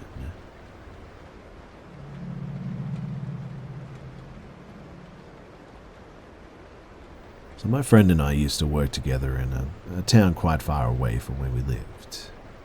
To get there involved an approximately 90-minute journey, including a 45-minute train ride. One day I called in sick to work, meaning that my friend had to make the commute in by himself. When he got home that evening, he called me about an unsettling encounter that he had that morning. He told me of an old man on the train platform had struck up a conversation with him, and the conversation was quite pleasant, so they ended up sharing a booth on the train. He described the old man as probably in his 70s, smartly dressed with a friendly demeanor. The conversation was the typical small talk you'd imagine having with a stranger. Are you on your way to work? What do you do? Do you like it there? And so on. When asked why he was traveling so far this early in the morning, the old man explained that his older brother is ill, and so he visits him every day. Out of nowhere, the old man's demeanor apparently changed, though, from laid back and friendly to very serious, perhaps even angry. He looked my friend dead in the eye and said, "A lot of men are accused of having intimacy with other men nowadays, aren't they?" There was a heavy emphasis on the "aren't they?" My friend was understandably uncomfortable with this question and unsure of what to say, but his discomfort made way for skin-crawling disgust when he noticed that the old man had put his hands on the table, revealing his fingers that looked like they'd been stained from several decades of smoking, and overgrown fingernails which were not only a little dirty under the whites, but the entire nail plate was caked in dirt. My friend said that he mumbled some sort of non-answer and was then mercifully saved by the train stopping, which gave him an opportunity to escape from the old man, who himself said nothing. When he finished his story, I found it quite funny, to be honest, and didn't understand why he was so upset by some dirty old man trying to pick him up on the train. The next morning, we went to our usual busy platform and waited for the train to arrive. No sign of the old man. I left my friend briefly to go pick up a coffee and a newspaper. As I was reaching down to pick up the newspaper, I heard an unfamiliar voice ask, "Forget your newspaper?" I knew who it was immediately. I turned, and it was the old man that my friend had described. He had a creepy smirk on his face and winked at me. I just muttered something like, yeah, and walked away. As I did so, I tried to get a look at his hands, but they were covered by the sleeves of his jacket. I had to admit to being slightly creeped out by the old guy, especially knowing how he'd behaved the day before, but I still didn't think that there was any more on him than being just, at worst, a weird old pervert. But this changed that afternoon when both my friend and I received a call from him at work. It had to be him, where he simply said, "Getting warmer?" before hanging up. We continued to see the old man every day at the platform, but he never attempted to speak with either one of us ever again. Oddly, we never once witnessed him engage anyone else on the platform in conversation, and besides that first encounter with my friend, we never actually saw him on the train. We would sometimes see him on the destination platform, however, but after a while, we pretty much all but forgot about our experiences with the old man, and he even became something of a joke to us. We laughed at the things that he said, the funny way that he walked, and things like that. But one morning there was stormy weather, and the old man was not on the platform. We got on our train and began coming up with various silly reasons for why he wasn't there. This may sound a bit odd to you as well, but when you're traveling for 90 minutes with the same person every day, it can be difficult to find things to talk about, and you find yourself clinging onto any little thing, really. Anyway, our train had various stops to make on its way to our destination, and after about 20 minutes or so, it started to slow down for one of them. We were talking and laughing about the old man. The train comes to a complete stop, and the old man is literally standing outside of our window looking in, his wispy white hair blowing in the wind, his mouth slightly open with his tongue gently resting on the inside of his lower lip like he was dehydrated, and his pale eyes were droopy and staring straight through us. That was the weirdest and probably the most terrifying thing about it too. It was like he didn't even notice that we were there. But we looked back at him until the train pulled away from the platform, and he didn't move, not an inch, like weirdly still. I don't think he even blinked. We were obviously both pretty shaken up by this, and I can honestly say that it was the most startling and weird experience of my life. I don't know if you can relate to this too, but I think that we were both so scared by it that we didn't even really want to acknowledge it, so we didn't talk about it. I still don't understand why he'd be on a platform 20 miles away from his home at approximately 7:50 a.m. and why the train would just so happen to stop exactly where he was standing, as we were talking about him too. It was weird, but when our train arrived at our destination, we got off and made our way onto the bus which would take us to work. 2 stops later, the bus stops, and looking in our window once again is the old man. Same thing with his mouth, same dead stare. He didn't get on the bus, and the only possible way that he could have got there before us was if he took a cab from the train station, and even then I'm not sure it would have been quick enough. This time we did acknowledge it, and we did talk about it, but we were no longer joking about it or laughing at the old man. We were pretty freaked out. After that day, we stopped talking about him entirely, and strangely enough, we never saw him ever again while we were working together. Many years later, though, my friend was making his way to a job interview in the middle of the day. When he arrived at the train station, he could barely believe his eyes when he saw the old man sitting on a bench at our old platform, one leg folded over the other like he hadn't a care in the world. He took a picture of him and sent it to me, and weirdly, the old man looked the same, but was dressed like a complete slob. Some years after that, I had moved away but was back in town to visit someone. After getting off the train at the old platform, I began walking down the stairs when I noticed that the person directly in front of me was none other than the old man. During another visit, I stopped off somewhere for breakfast and noticed him sitting alone at a table. He didn't eat or drink, but after a while he got up, picked up an empty plate and cup from his table, and walked into the back of the place with me. None of the staff seemed to notice this, and the old man didn't come back out. Last year, my grandfather unfortunately passed away suddenly, and shortly after this, my grandmother took a very sudden turn for the worse herself. After a long stay in the hospital, she was put in a nursing home. Within days of her arrival, they were informed that Gran's life was coming to an end and encouraged us to be with her. I made my way there as soon as I could, and when I got out of the elevator on my Gran's floor, I once again saw the old man sitting in a chair. He wasn't looking at me or even in my direction. He was looking straight down at the floor. Resting on the sides of the chair were his arms, where I saw the stained fingers and long dirty nails. But when I came out of the room, he was gone, and I intended to return the next day, but Gran sadly passed away that evening. But one other odd thing too is that Gran's usually manicured nails were also unkempt and dirty. Obviously, we couldn't expect her to take care of them in her state, but we were surprised and upset that the reputable nursing staff hadn't cleaned them. Anyway, I was at the old train station again today for the first time in who knows how long. I sort of half expected him to be there, as I've been thinking about him and mentioned him recently, but thankfully this time he wasn't. Now, I know that a lot of this is already strange enough as it is, but the weirdest thing is that every single time that I saw this guy, it just seemed like he never aged. Not one bit.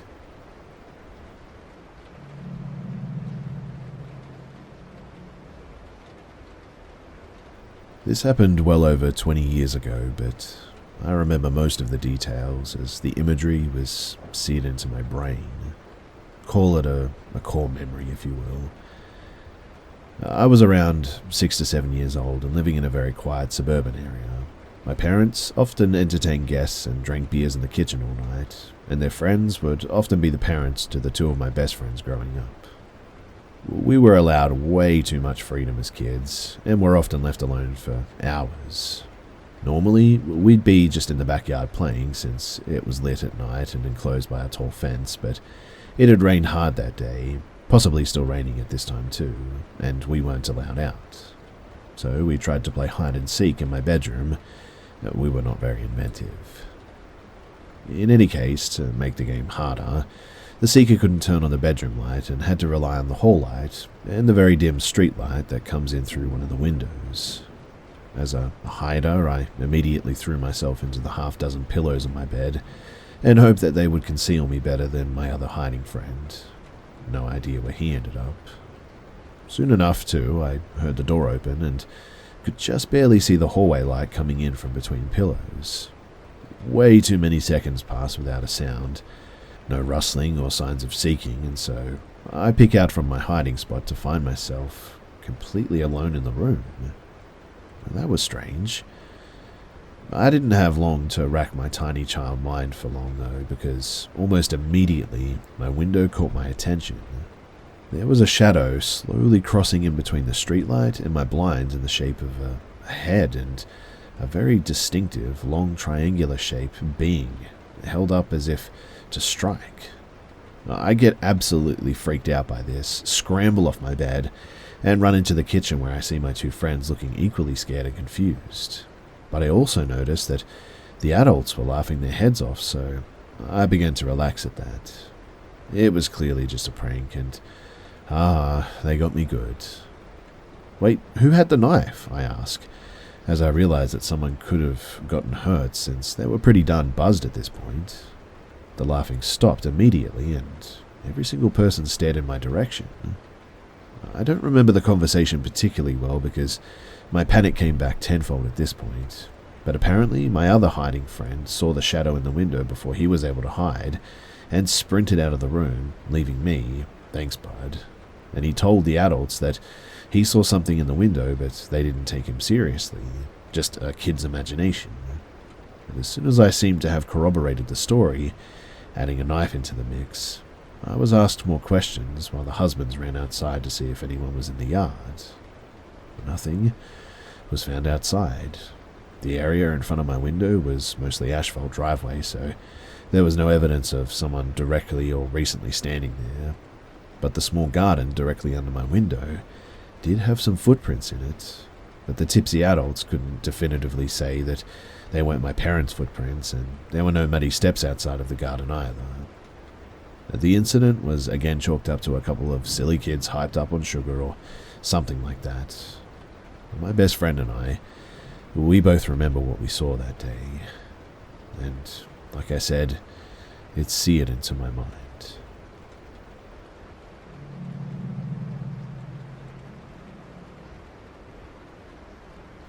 So my grandfather, Jim, died when I was 17, around 5 years ago, and his last months were rough on the whole family. He had advanced brain cancer, but he spent most of his time at home under hospice care. One afternoon, it was about 2 weeks before he died, I was alone with my grandpa waiting for the hospice nurse to come check on him. A man who I'd never seen before, Dave, knocked on the door, and he was wearing hospital scrubs, but he hadn't brought any equipment with him, which was odd. I asked him if he worked for the hospital, and he nodded. He said that this was the first shift with Jim that he'd had, but that he'd reviewed my grandfather's file, and that he wanted to speak to whichever family member had the legal authority to pull the plug. Jim wasn't even on life support, so I guess Dave was using plug as an expression of my grandfather. I should say that I live in a right-to-die state where euthanasia is legal, so it's not like that option had never occurred to us, but as far as I know, no member of my family had ever expressed an openness to euthanize Jim. I told him that I had no authority to make that decision, and that my grandfather, who was now delirious and unable to consent to much of anything, had specifically said to prolong his life indefinitely unless he was crying out in extreme pain, which he wasn't. Dave put his hand on my shoulder as though he were consoling me, and he talked about how old people become burdens, that their families need to let go of them. Then Dave pulled a bottle of pills out of his pocket and said they were barbiturates that would trigger a peaceful death. He said the coroner would determine that Jim died naturally from his cancer. At that, I started to panic, and I firmly told him that under no circumstances would he be euthanizing Jim at this time. But he started to untwist the bottle as he walked toward Jim's bed. I tried to wrestle the pills from his hand. He seemed startled. He played innocent and said that he just wanted to show the pills to Jim. Dave knew perfectly well that my grandfather had almost no idea what was going on, though. So I called 911 and rapidly explained the situation to the dispatcher. Dave suddenly became very scared and then bolted out of the house. The cops arrived within 5 minutes, and Jim's actual hospice nurse arrived a few minutes after that too. Based on my physical description, the police hospital staff were able to identify Dave as a recently fired hospital orderly. Dave was charged with making a criminal threat based on my testimony, but unfortunately, he was acquitted.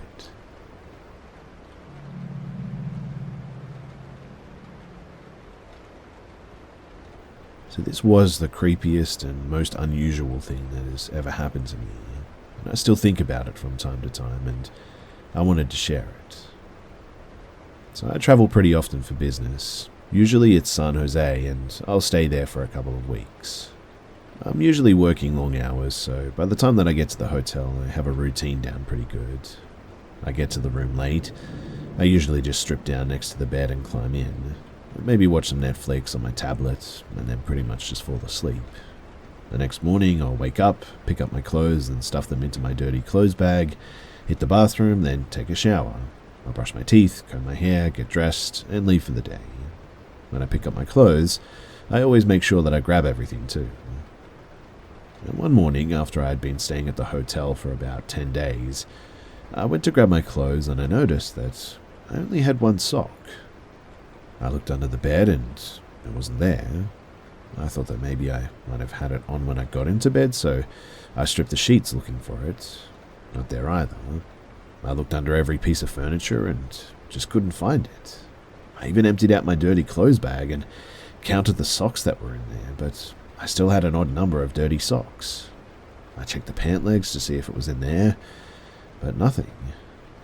I must have spent a good 30 minutes looking around the room for this damn sock. I even checked the garbage can. Finally, in the end, I just sort of gave up and started getting ready for work.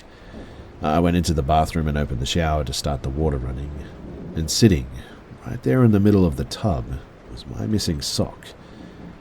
The shower was enclosed in glass, with just a narrow gap near the ceiling about 3 inches high. I hadn't been into the bathroom since the morning before when I showered and got dressed, and to this day, I still have no idea how my sock ended up in there. I mean, it makes 0 sense.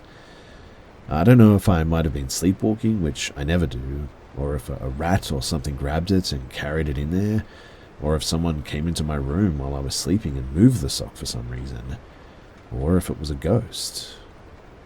I'll never know, I guess, but man, it still freaks me out to this day. When I found that sock, I almost had a heart attack.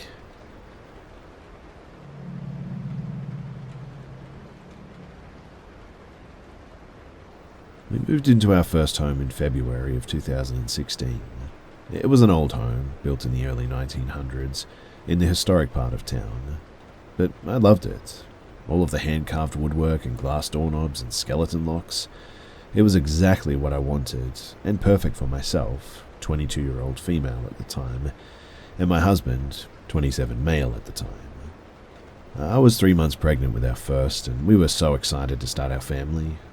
As we got settled in, we noticed the house was very noisy though. I rarely have my home quiet due to having tinnitus and always needing some kind of background noise to drown it out.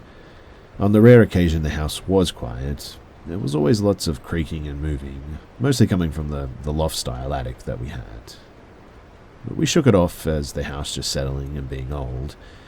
At least, that was what my dad told us. So we moved on. Spring came and we were scrambling to get ready for the baby. The house needed a lot of work, but we were determined to get it done. The first major encounter, though, was on a beautiful spring day. It was the weekend, and my husband and I were spending our day off working on the house. I was cleaning the kitchen, and he was working on my car in our detached garage. The way the home was sort of built is that you could see the detached garage from the window that's above the kitchen sink. I would glance out every now and then to see what he was up to. A little time passed, and I hadn't looked out at him for a bit. I started doing the dishes when I heard him walking into the living room towards the kitchen. I could feel his presence, and without turning my back, I said, "Hey, babe." But there was no answer.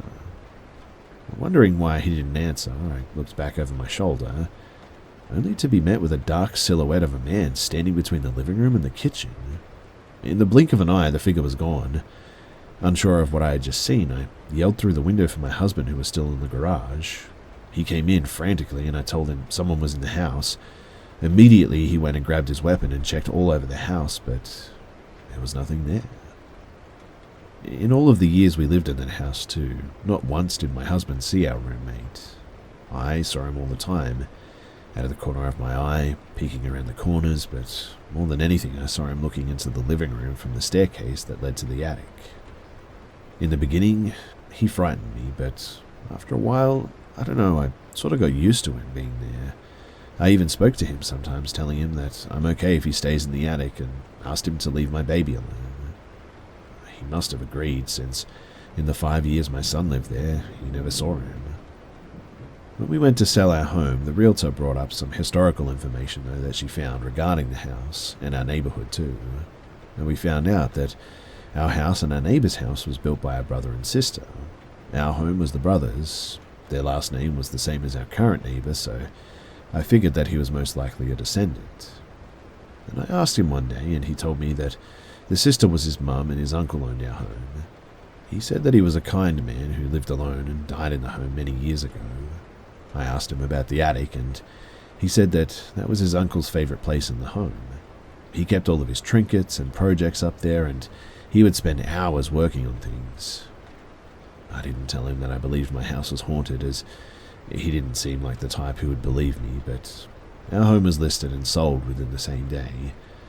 And sometimes I wonder about the man in the attic, if the new owners are nice to him or have even noticed his presence. I hope that they'll give him his space, as they're only passerbys in his home like we once were, I guess, but in any case, I know it's a somewhat good ending, but it was definitely a creepy experience, and I've never seen or heard anything like it since. It was only in this house that I saw the Shadow Man.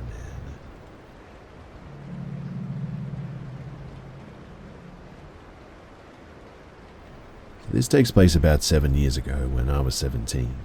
For context, I'm a pretty small and weak girl who only lives with my brother. My parents live in a different state. Also, please note too that I won't be using anyone's real name. So, it was winter time, the last period before lunch break, and I was looking forward to going out with my friends, since my high school allows us to leave the campus for lunch.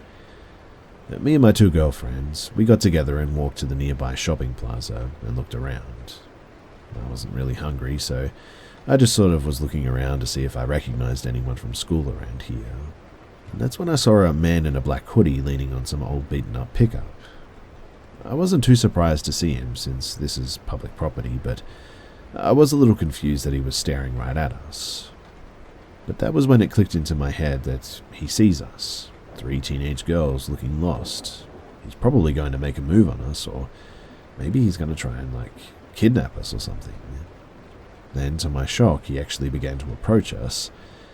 At this point, I was starting to have thoughts of being abducted and ending up becoming a missing person who probably is going to be found dead years later or something. I happen to think of the worst things when I get anxious. I know it's unrealistic, but I quickly turned to my friends and tried to throw out ideas of where to go, but I didn't want to show them that I was freaking out. And suddenly I heard my name. Sarah? Hey, Sarah. It's Dan. Your brother Josh asked me to find you. The voice sounds rather nice, but when I turned around, it was the same man. I felt like I was shot in the stomach because I stared at him for a few seconds before quickly breaking eye contact and looking around. Oh, who are you? I asked nervously. Well, I'm Dan, a longtime buddy of Josh. We actually went to that same high school together. So far, no lies were told. My brother did in fact go to this high school, and this guy did look about the same age as him. Hey, listen, your brother asked me to take you home. He mentioned something about meds. Somehow or another, he seemed to know the truth. You see, I sometimes have to take certain medication for my stomach issues, so far this Dan person was rather, honest, I thought. Or somehow knew stuff about me. Yeah, he said that he's piled in paperwork at the office and wants me to take you back to the office so you can stay with him till he's able to take you home. At this point, logically, I felt like this was a pretty trustworthy guy, but my gut was turning so much that I actually felt like I could be sick.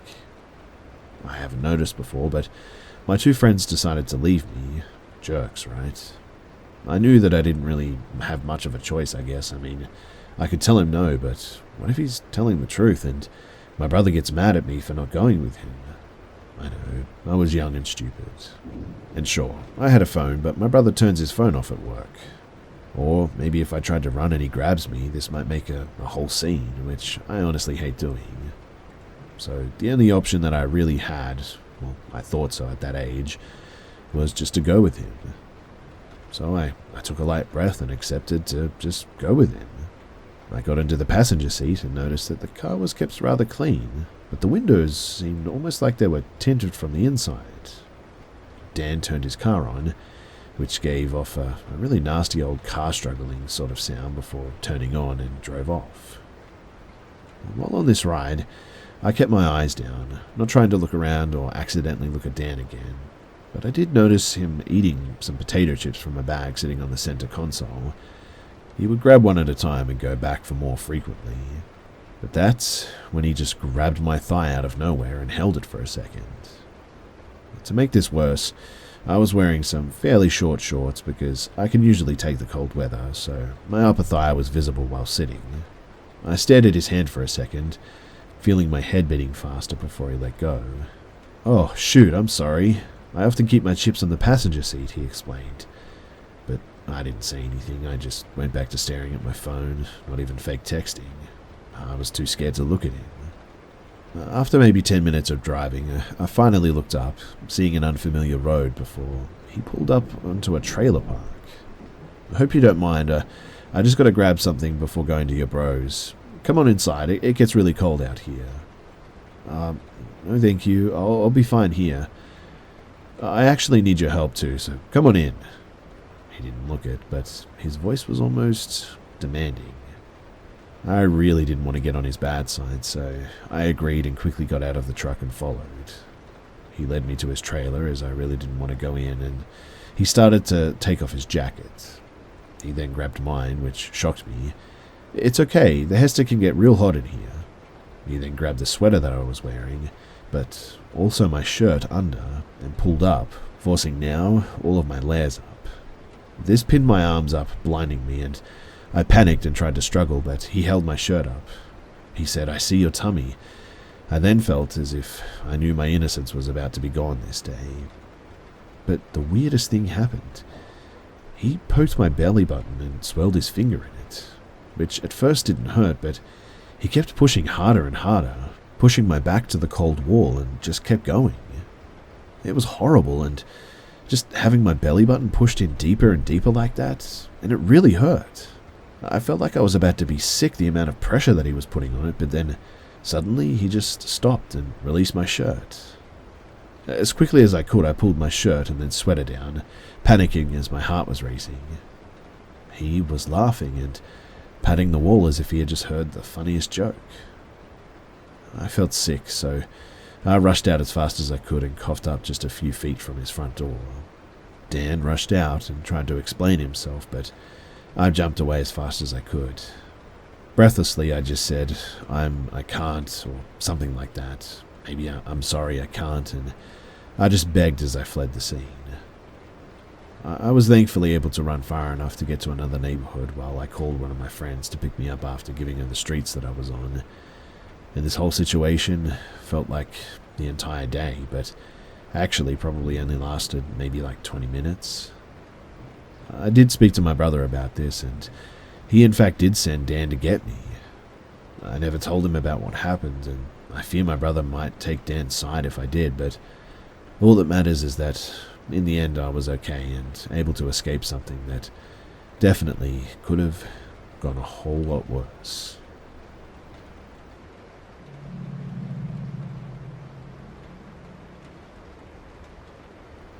So I'm an adult now, and this almost happened many years ago when I was around 11 to 13, I believe.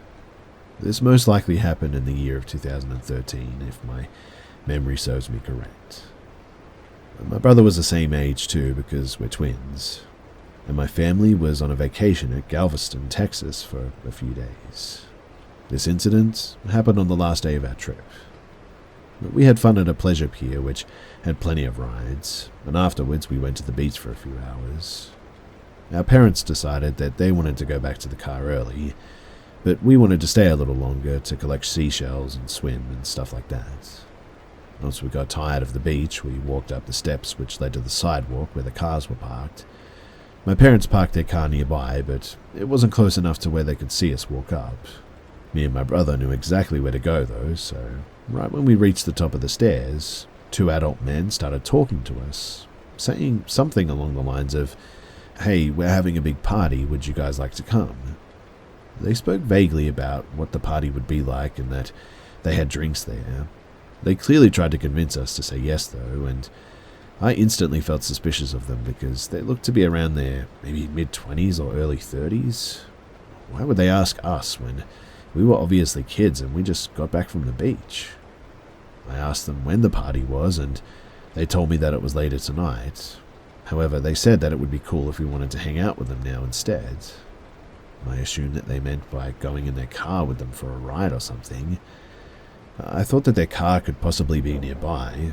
I told them that we can't because our parents are waiting for us. Thankfully, that made them back off, and they quickly just sort of ran away, and after that we never saw them again. As soon as we got in the car, I wanted to tell my parents about what happened, and they thought it was weird too. I'm glad that I was with my brother in that moment too, because I don't know how he would have reacted or what these guys would have said if he wasn't. I don't remember him saying anything to them in that moment, but in a way I feel like I protected him by speaking up and saying no as well. Now, I'm sure those guys watched us for some time, so they could make sure our parents weren't around before speaking to us. When we saw them, they faced towards the ocean, unlike other people who would just walk past us. I'm also curious if anyone else experienced a similar kind of, I want to say trafficking tactic, or perhaps heard about something like this from someone else.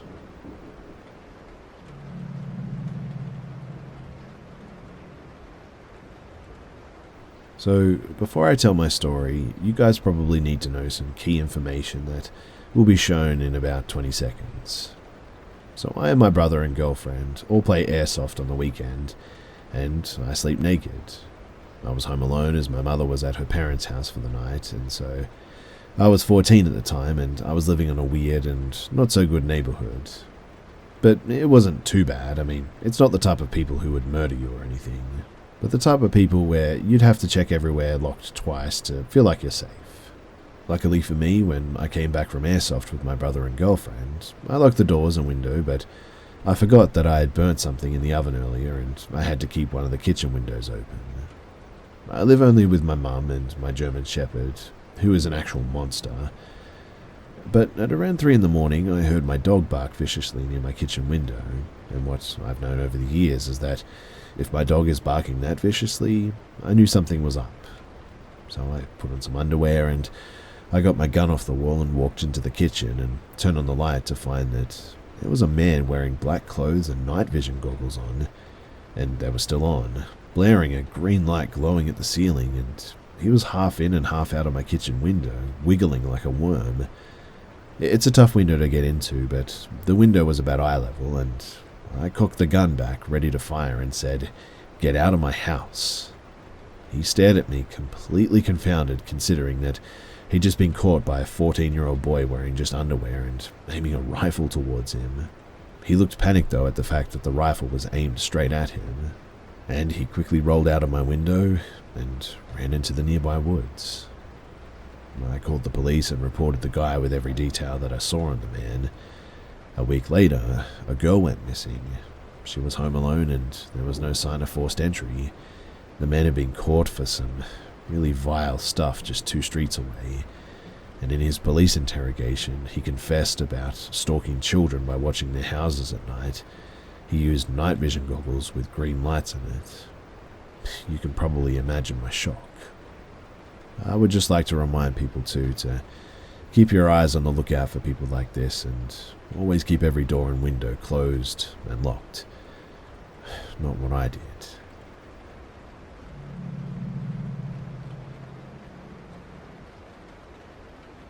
So me and my best friend or roommate have been living together about 3 years now. This is kind of important too because we're so familiar with each other at this point. We have a beautiful historic home in the city, but with the rent skyrocketing and 4 dogs to clean up after, spending $2,000 a month for a massive 8-bedroom home is just simply not worth the cost anymore. So we decided to downsize and stop renting. But we're moving into a new house that is in need of a lot of TLC to make it livable. But it was a great deal and will save me hours of my time in cleaning and costs $3,000 less a month in bills for both of us. It's really such a good opportunity, but unfortunately the house, while new and quite nice, has been through a rat infestation and was kind of a hoard site. You see, the prior resident kept her stuff at the house but had mostly abandoned it and hadn't even slept there in about maybe 4 years. She chain smoked inside every day when she was there, and I don't know that it was ever cleaned or anything too, so we're definitely in the thick of it right now, getting it back into shape. Clearing furniture and tidying, repainting and power washing, outside of changing light fixtures and appliances, repairing flooring and stuff like that. We aren't doing a lot of major construction. Just sort of, sanitizing, you could say, and redecorating, basically. We know the prior residents well, though, as we bought the house from his family, and it definitely seems like the house got how it was due to undiagnosed depression. Well, currently my roommate is visiting this long-distance boyfriend in NOLA, and I've been focusing on clearing out and repainting the sunroom, and I'm almost exclusively there at night, but a couple of nights ago I was doing that with the backsliding door open to the backyard, and I heard my roommate's voice. Not any voice, but his voice. I could identify it too in my sleep. We're together so much. I couldn't tell what he said at all, but it was exactly his voice and sounded like a casual conversation, like he was talking to me from out of the yard. But I knew that he wasn't even in the state. Despite that, I really didn't feel scared or any bad vibes, I guess. I just sort of slid the door closed and kept working. Nothing else weird happened, and I moved on, but I kept thinking about it. Without bringing this up, I asked him if anything weird had happened to him in the house, and he told me that years ago, while staying there, he was sure that he saw a man in the backyard and called the police. We live in a high-crime city, so that's really not that unusual, but he said the police found no evidence of anyone on the property, and that sometimes when he stayed over there, he would hear weird sounds, but nothing that really alarmed him. That's when I told him that I heard this voice in the backyard, and now I guess we're just kind of curious. I literally feel no negativity, or bad vibes, or danger on that property, but maybe I feel like I should. A close friend recommended that I place railroad spikes at the four corners of the property and iron nails above the exterior doors that lead into the home. I don't know if I believe in that or even what it's supposed to do exactly, but if anyone else has any advice, similar experiences, or ideas about what I should do about all this, I would love some additional input. Like I said, I definitely heard my roommate's voice, no doubt about it, and he wasn't even in the state.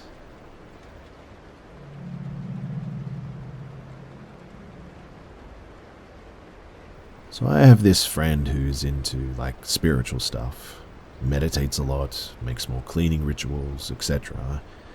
I'm definitely more like a skeptic person, always trying to find a logical reason for weird stuff. But this was all challenged, though, when I visited my friend last year in November.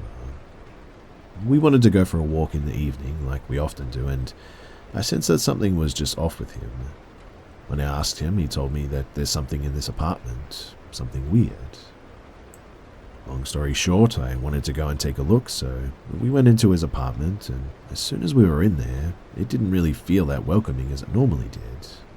His cat came sprinting to him as soon as we entered, and she acted a little bit stressed, I guess you could say. He told me that he saw something standing in his living room at night when he went to go to the toilet, but whenever he looked and turned all the lights on, there would be nothing there. I felt really uneasy while he told me this, and I was just looking around, because it really felt like someone was watching me. After a while, I asked him if we could leave. He agreed, and I walked to his apartment door, and he then went into his bedroom, which is on the other side of the living room, and the door to the apartment, because he was looking for his cat to maybe come with us. I told him that I'll be waiting outside, and as I said that, I left the apartment, door wide open, and as soon as I was out in the hall, the door just suddenly slammed shut with a huge bang.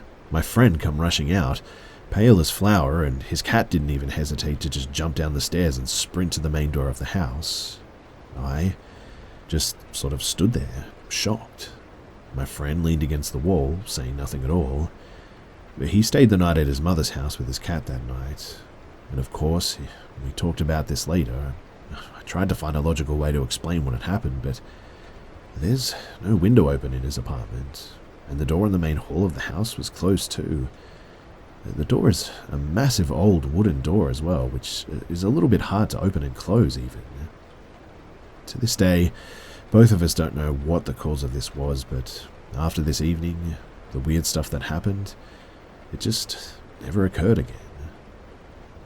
I have no idea what happened that day, but I will never, as long as I live, forget that door slamming in my face with absolutely no reason for it to do so.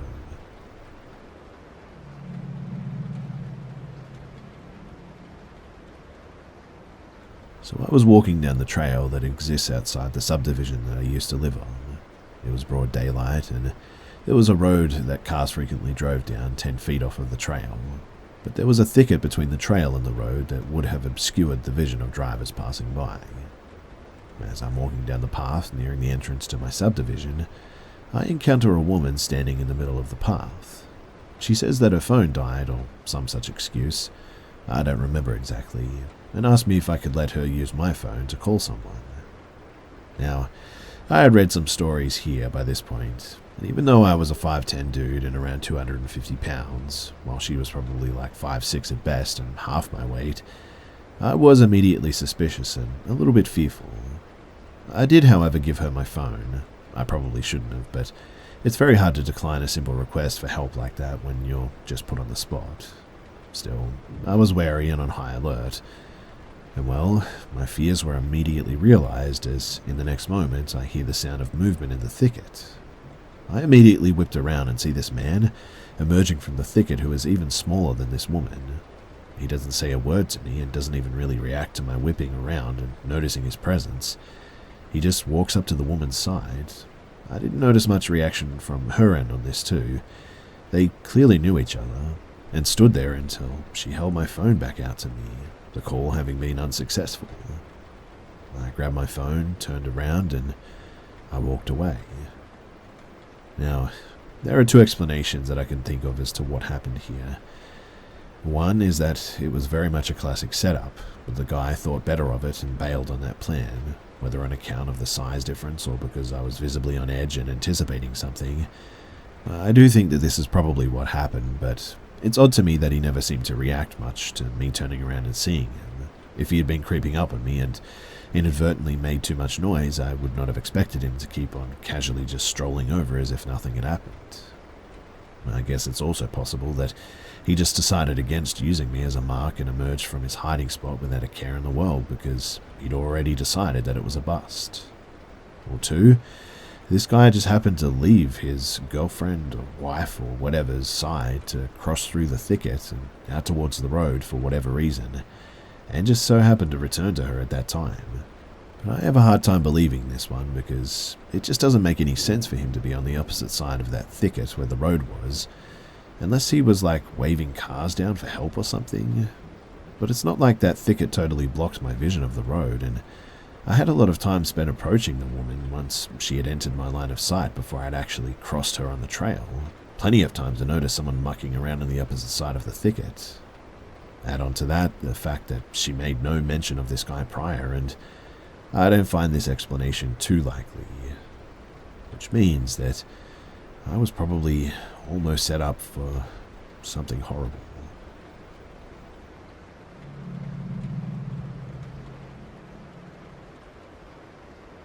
Back in 2019, my girlfriend and I went on a vacation in Ponza, an island in Italy.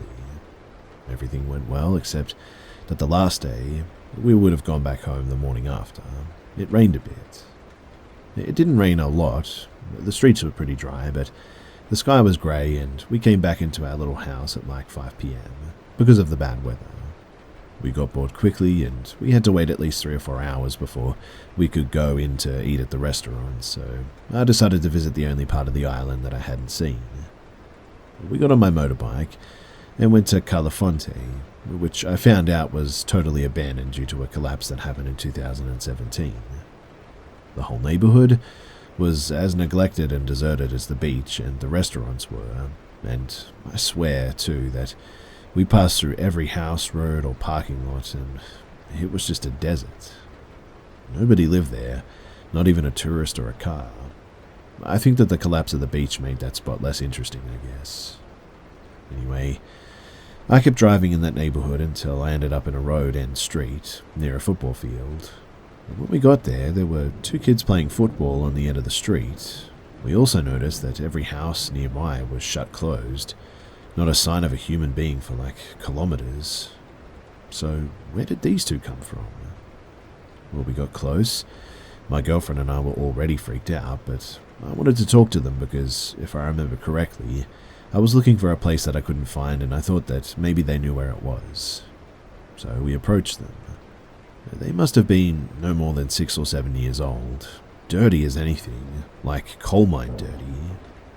One kid had sort of like a white or more like grey, dirty and torn t-shirt, and the other had only like this rag-like pants. Both of them had no shoes on and their hair was completely shaved.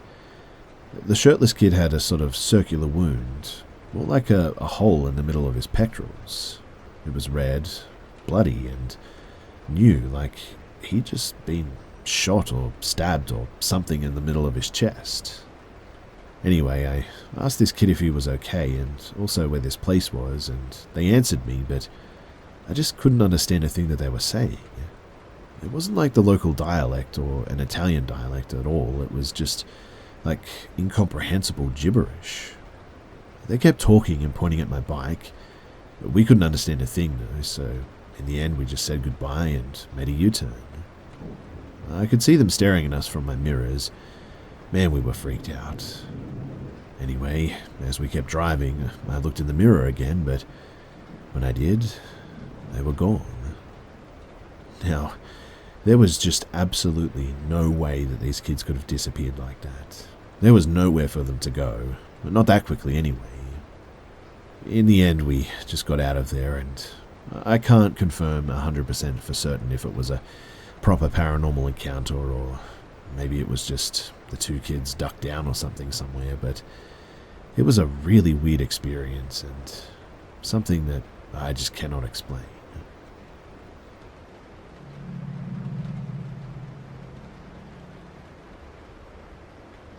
So for context, I lived on a ranch in rural South Texas. My house was built in a sort of square shape with 2 living rooms, and all of the bedrooms and hallways connect via bathrooms, so you could walk around the whole house without hitting a dead end.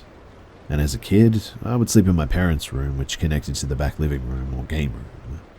My parents' bed faces the door leading out said room, and one night during a bad thunderstorm, the power went out, and I couldn't sleep, and eventually a flashlight beam appeared on the wall straight across from the doorway, and out of shock, I sort of sat up and stared at it for what I felt like was an eternity.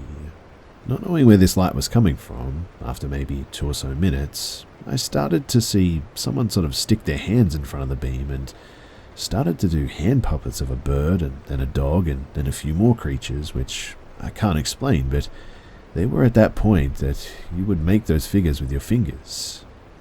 I watched in amazement for a few minutes, but began to realize that both of my parents were laying next to me and we should have been the only ones in the house. My first instinct was that it was someone outside on the back porch doing this through the glass door, but then I noticed that it couldn't have been due to the angle that they would have had to have been next to the door or way along the wall, which was impossible. I woke my mother up to look, but she didn't want to budge and told me to go to sleep. At the same time, the hand puppets became more erratic and were sort of shifting, so to speak, faster and faster, and I started to cry, and my mother woke up and looked at me, and how I was acting, she eventually looked at the doorway, but said that she saw nothing. I looked back in the direction, and it was gone. Now, I know that this is a really strange story, but after this night, every now and then, at night, the flashlight and the puppets would come back, and I tried to show my parents, but they would never wake up and catch it on time. I would just cover my head with the blankets and hold onto my mother's arm for dear life. As an adult, I can still see the memory of it clear as day, but the thing that gets me the most is that the wall that I could see these puppet shows on had some, Coca-Cola collectibles on it, and one of them was glowing in the dark, and then the shadow of the puppets would sort of cross over it. It would go completely black as if it never had any light. It was just as dark as everything else. And when it was over, it was back to normal.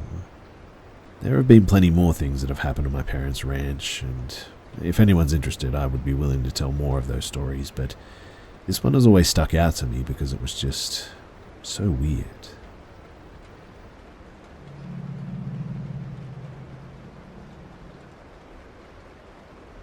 So I've worked as a correctional officer for a long time now. I've worked at facilities in Texas and in Michigan. The oldest prison that I ever worked at just recently started to close in Michigan, and it got me thinking about all of the paranormal experiences that I've had there, and in the other prisons that I've worked at as well. I'd like to share with all of you some of the more notable paranormal experiences that I've had while working in these prisons.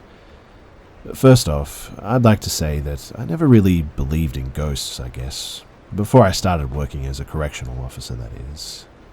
I started off working in Texas at an intake facility. I worked night shifts, 12 hours from 6 p.m. to 6 a.m. The first experience that I ever had was working on a lower security housing unit. When finishing a round, I was chatting with my partner and I heard a loud banging sound. It was at 3 in the morning at this point, so no prisoners should be out of their bunks. I asked my partner if they knew what the banging was, and they, being an older officer, told me bluntly that the unit that we were working in was haunted. They told me the sound was coming from a door of one of the small quiet cells in a hallway not directly visible from the officer station, and about how a prisoner had died in one. The prisoner allegedly died because the officers working there at the time had given them a sack of food when it was lunchtime for prisoners, and the prisoner had actually choked on the food and died. But to be honest, I really didn't believe that the unit was haunted, so I decided to go look at this door. The sound volume increased as I got closer to it, and when I could see it, the door itself was visibly shaking as if someone was pounding on it.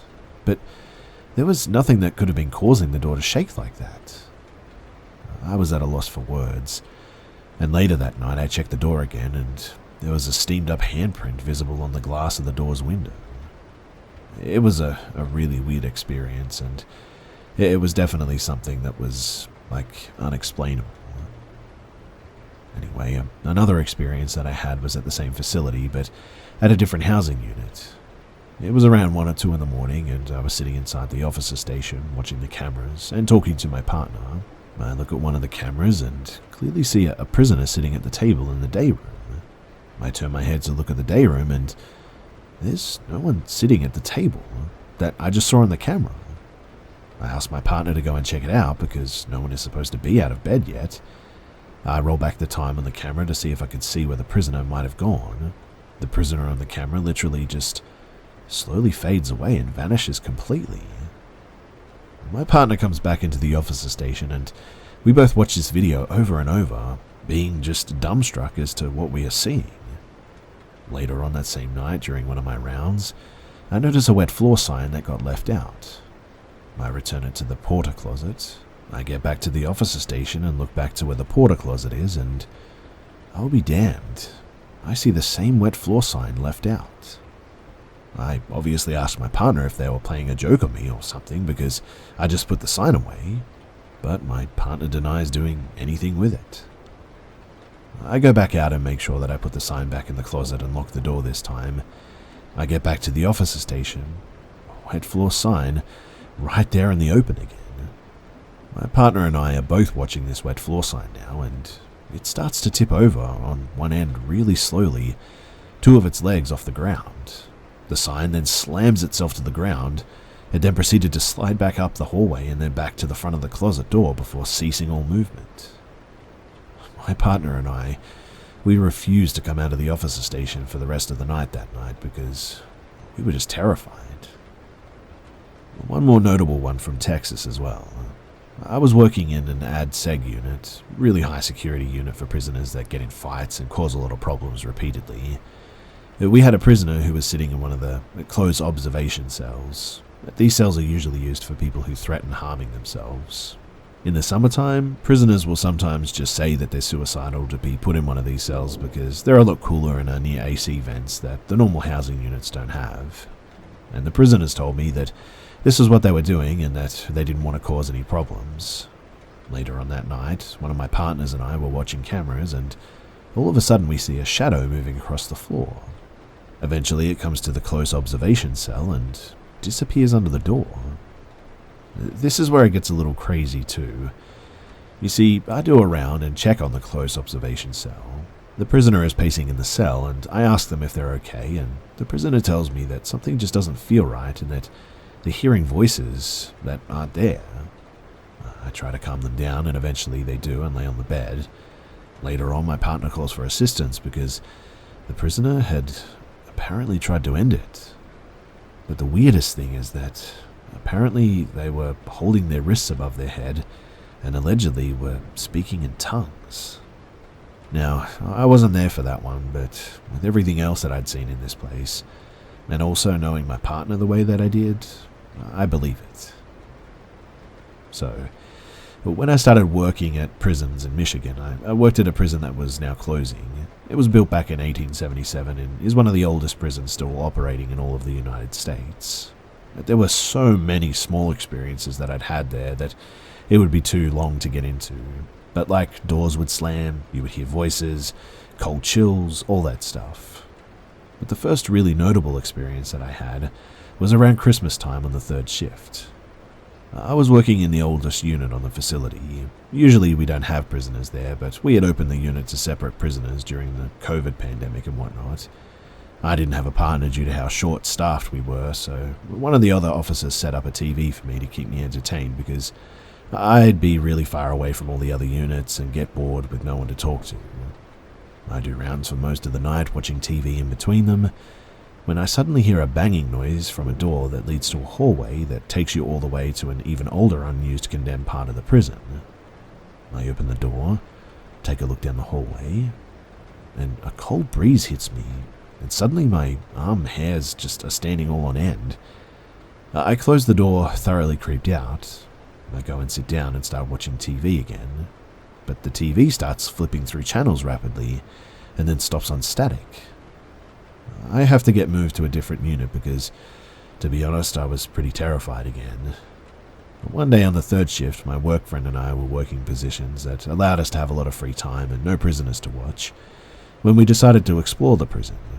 We explored the tunnels that went underneath the prison, the old barns, the old unstaffed gun towers, and we eventually decided to go look at the old condemned part of the prison from my earlier experience. There was a big metal gate that was about maybe halfway down the hallway that had to be opened by a big skeleton key. We get back to the old condemned part, and my friend tells me about how this part was supposed to be the old segregation. We had to use flashlights to see because this section is so old that it's not powered. But the energy back there, I will never forget. Just being there filled me with a feeling of just utter dread. I asked my friend to head back, and we start to head back down to where the hallway to the gate was, when my friend's flashlight suddenly dies. When we make it back to the hallway, barely able to see anything in the almost pitch blackness, when we hear something running after us. So we start running up the hallway too. My friend fumbles with the key as we hear it getting closer. We get the gate open and sprint out of there. And later on, I noticed that my friend had red claw marks all over his arms. It was a crazy and truly scary experience, and it was something that I hope to never, ever experience again.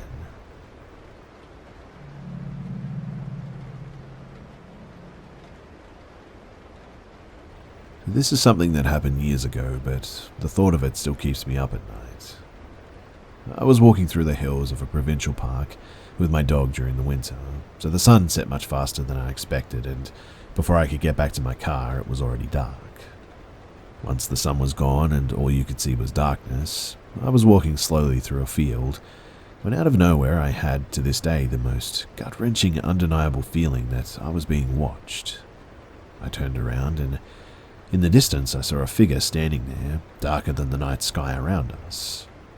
The instant that I saw him, my stomach dropped and my body literally froze. I knew in that moment somehow that he was coming for me. I grabbed my dog's leash and we booked it. Sprinting full speed up and down the hills, around the trees, down embankments. I was running so fast as if my life was dependent on it. And to this day, I'm pretty sure that it was. I make the 30 to 45 minute trip in 10, and all that stands before me in my car is this switchback. You have to sort of go back and forth up if you want to reach the top. So once again, I'm giving it all I got, running up this switchback as fast as I possibly can. And once I reach the top and look back down, who else but this person is chasing me? And he gets up the switchback like how any sane person would. Of course not. He starts sprinting right up the middle of this switchback, heading straight for me. I scream at him to leave me alone, and he doesn't say anything, not a single word, just continues running right at me. I am so lucky that my car was at the top of this hill because as I ran towards it, just like in the horror movies, I dropped my keys and I was fiddling with them trying to open the door. Just in time too, I get the door open, throw my dog in it, and shut the door behind me just as this guy reaches us. The best part is that there were no other vehicles parked anywhere around us, but where did this person park? Yeah, right next to me of all places. Now, this guy literally jumps into his truck so quickly, and to this day I've never seen a better example of speeds out of there like a bat out of hell. He guns the engine so hard, black smoke is blasting out of the back as he swerves out of there, leaving skid marks behind him. I sat in the back of my vehicle for hours afterwards, shaking and crying, knowing that I was this close to whatever he had planned for me. And that's why I'm sharing this story, in the hopes that people won't ignore that gut feeling, the little voice in the back of your head that tells you to run. If I didn't that day, I never would have noticed him in time and would have had the heads... If I didn't that day, I never would have noticed him in time and wouldn't have had the head start that I needed to escape. Always trust your gut feelings and intuitions, because it might really be the deciding factor in if this is your final day on Earth or not.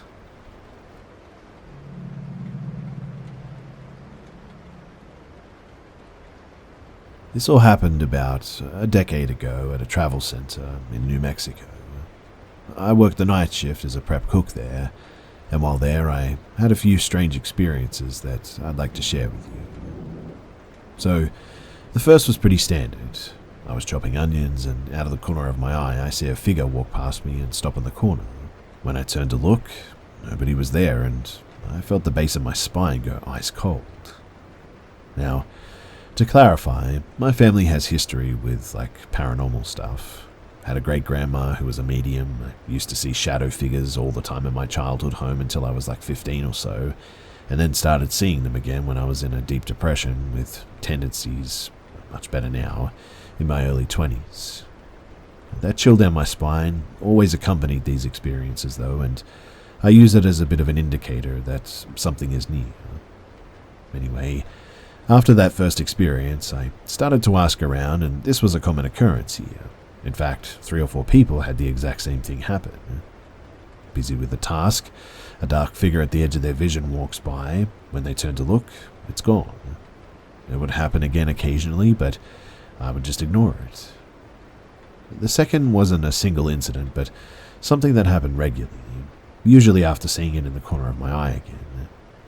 Part of my job as a prep cook was making large batches of soup and chilies for the next day. I'd put these 5-gallon pots on the burners with the meat to start browning, turn to chop the veggies, and when I turned back, all my burners would be off. Fairly innocuous, but it happened too often for it to be an error, and again it was accompanied by a chill in my spine. But the final incident actually happened to someone else, but I was present for it. To explain as well, here is a quick rundown of how our walk-in is laid out. So, the door was in the prep kitchen. Inside the walk-in was a second door that led to our freezer. The freezer had its own light switch that was located in the regular walk-in fridge.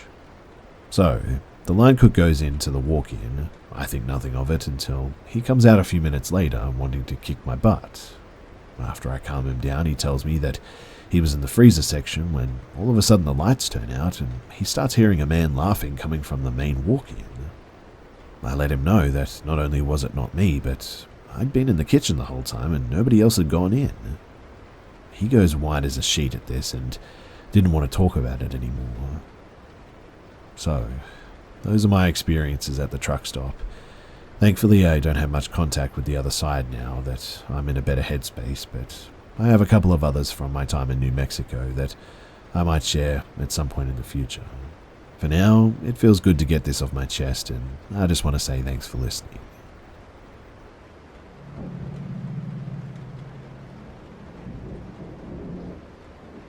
So first off, just let me say that it doesn't really bother me if you believe me or not. I just want to share this for people who might be interested. That said, I had my second hypno-regression session today to revisit my alien abduction when I was 6. I remember everything. I thought that I had a clear picture last time, but I was wrong. The second session had me face the entire thing without fear, and I remember them taking me, their megaship, their transport hangar, all of the human-looking people, crafts, the bed, the tracker, the box. I remember it all.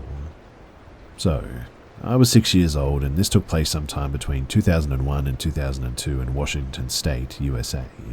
I remember seeing a blinding, bright white light fill my entire room and illuminate everything in it. Then I remember seeing these 2 people appear out of nowhere, standing in my room next to my window, and I hear a resounding voice in my head say, "Come with us." Next thing I know, I remember floating up through the roof of my house, seeing the entire city below. The feeling of weightlessness, bliss, confusion, fear, and excitement. I'll never forget it, all at the same time.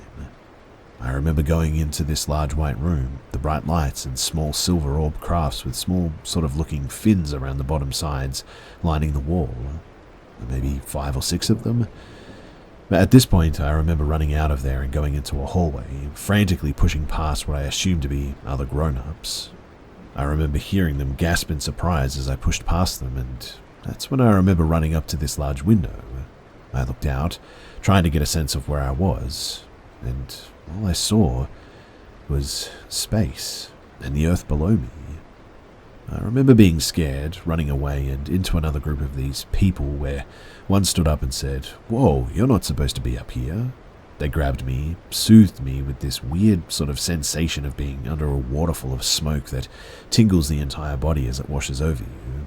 They said that their name was Arik and held me there until 2 smaller people showed up. At this point, I think they did something to me because I couldn't move. I remember being floated or carried back down this hallway and into this large room with a strange brown light that glowed in the whole room. They laid me down into a bed, and that's where this large mantis-like being was there, wearing some kind of a robe or a coat.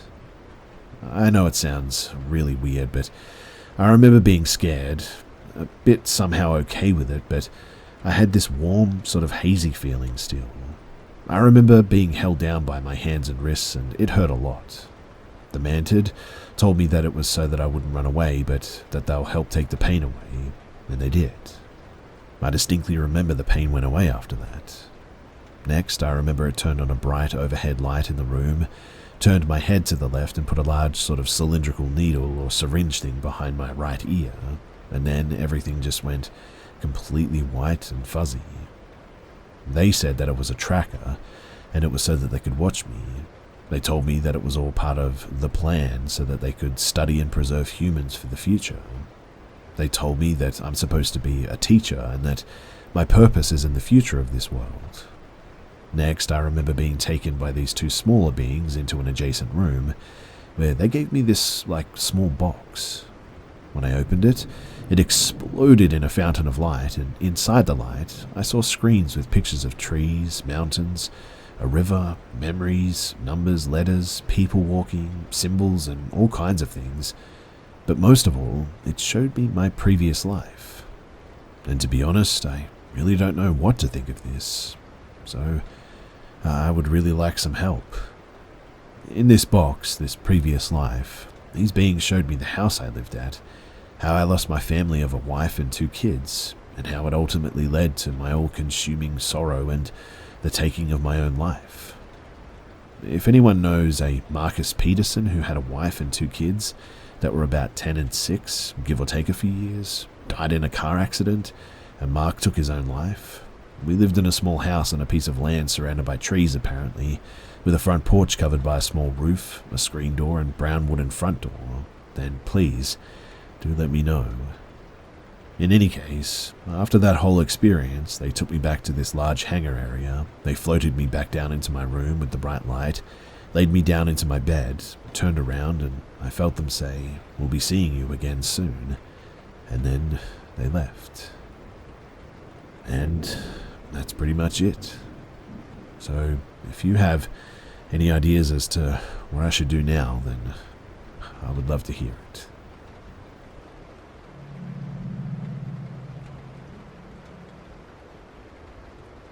A few weeks ago, me, 23-year-old female, and a friend, 24-year-old female, planned to go to an event together. Since we only had free time after work, we decided to get an Uber so we wouldn't take too long to arrive and could enjoy more. But the first half of the ride was really normal, seemed like a normal, polite dude. But as soon as we got to the highway, his attitude changed. He seemed a lot more irritated. Me and my friend didn't pay much attention though and kept chatting between us. Our attention was drawn when he started shouting with another driver. He turned to us and said that he was going to pull over. I tried objecting, but he ignored and pulled over anyway. He reached out for the glove compartment and pulled a gun out. Important to note that guns are illegal in my country too.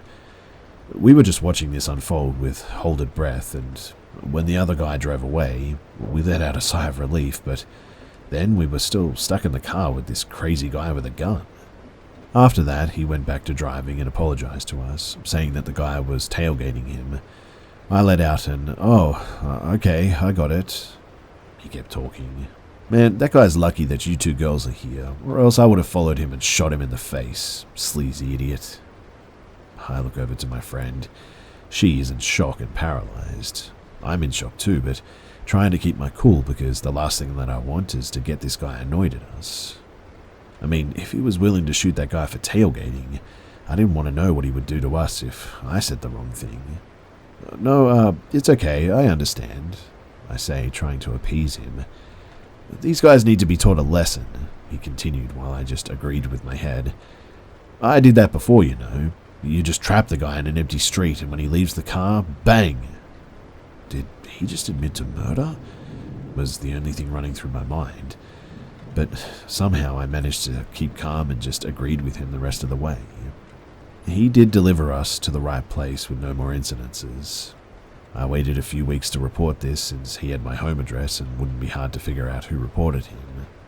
Thankfully, nobody showed up at my home with a gun, at least until now, and Uber has answered my report saying that they started an investigation.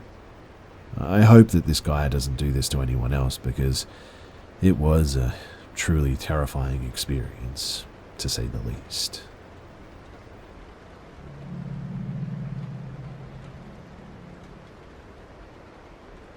This happened a few years back, and though I've experienced other strange phenomena since, this in particular has always stuck in my brain.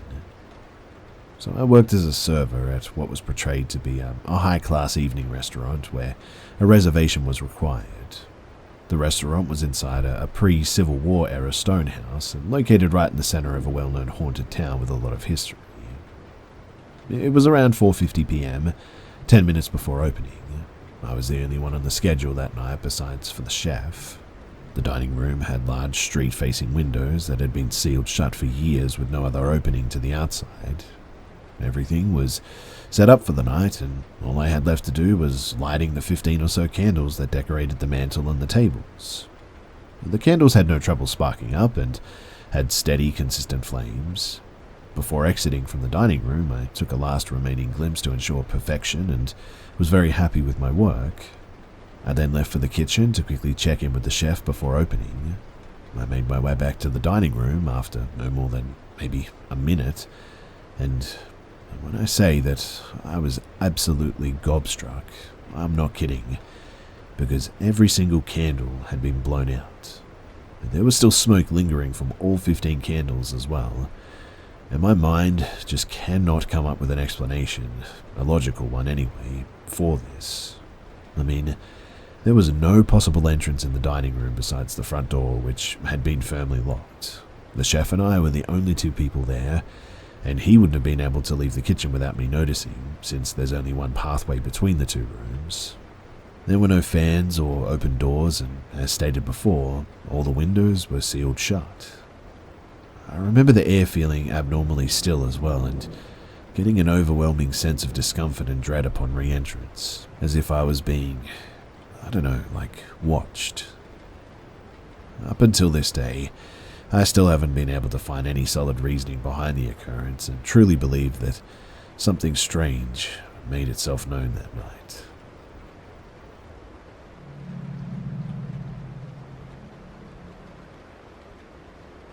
Around a year ago, my neighbors 3 doors down the street moved to a nearby town and a new family moved in. The new tenants, we'll say, are a man in his late 40s, whose name I actually don't know, and a girl who is about 13 and is in the same school year as my brother. Apparently, he has numerous other kids from separate relationships, but the girl is the only one who lives with him. I'll quickly talk about the house and the area too, because it's probably worth knowing. My area is a very safe middle-class neighborhood. The same can be said for the house that this bloke bought. But I don't know what he's done to it, but he's built a deck which isn't colored or anything and just looks like it's made out of old wood, and the front door is a complete separate color to the rest of the house too. Essentially, it sticks out like a sore thumb among all the other houses. Anyway, now I'd like to go through the events that me and my family have learned about or experienced with this guy before today. Everything I mention did not happen prior to his moving in. So not long after he moved in, a pair of trainers appeared on the power lines directly outside of his house. I live in a really safe area, but according to my uncle, who works for BT and used to be an electrician for another company prior to that, they can be signs of illegal stuff like drug dealings or gangs. Apparently workers who come in to remove them get threatened by whoever puts them there.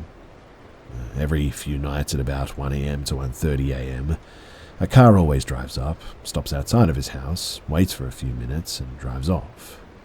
I stay up quite late normally, and I've caught them in the act a few times now.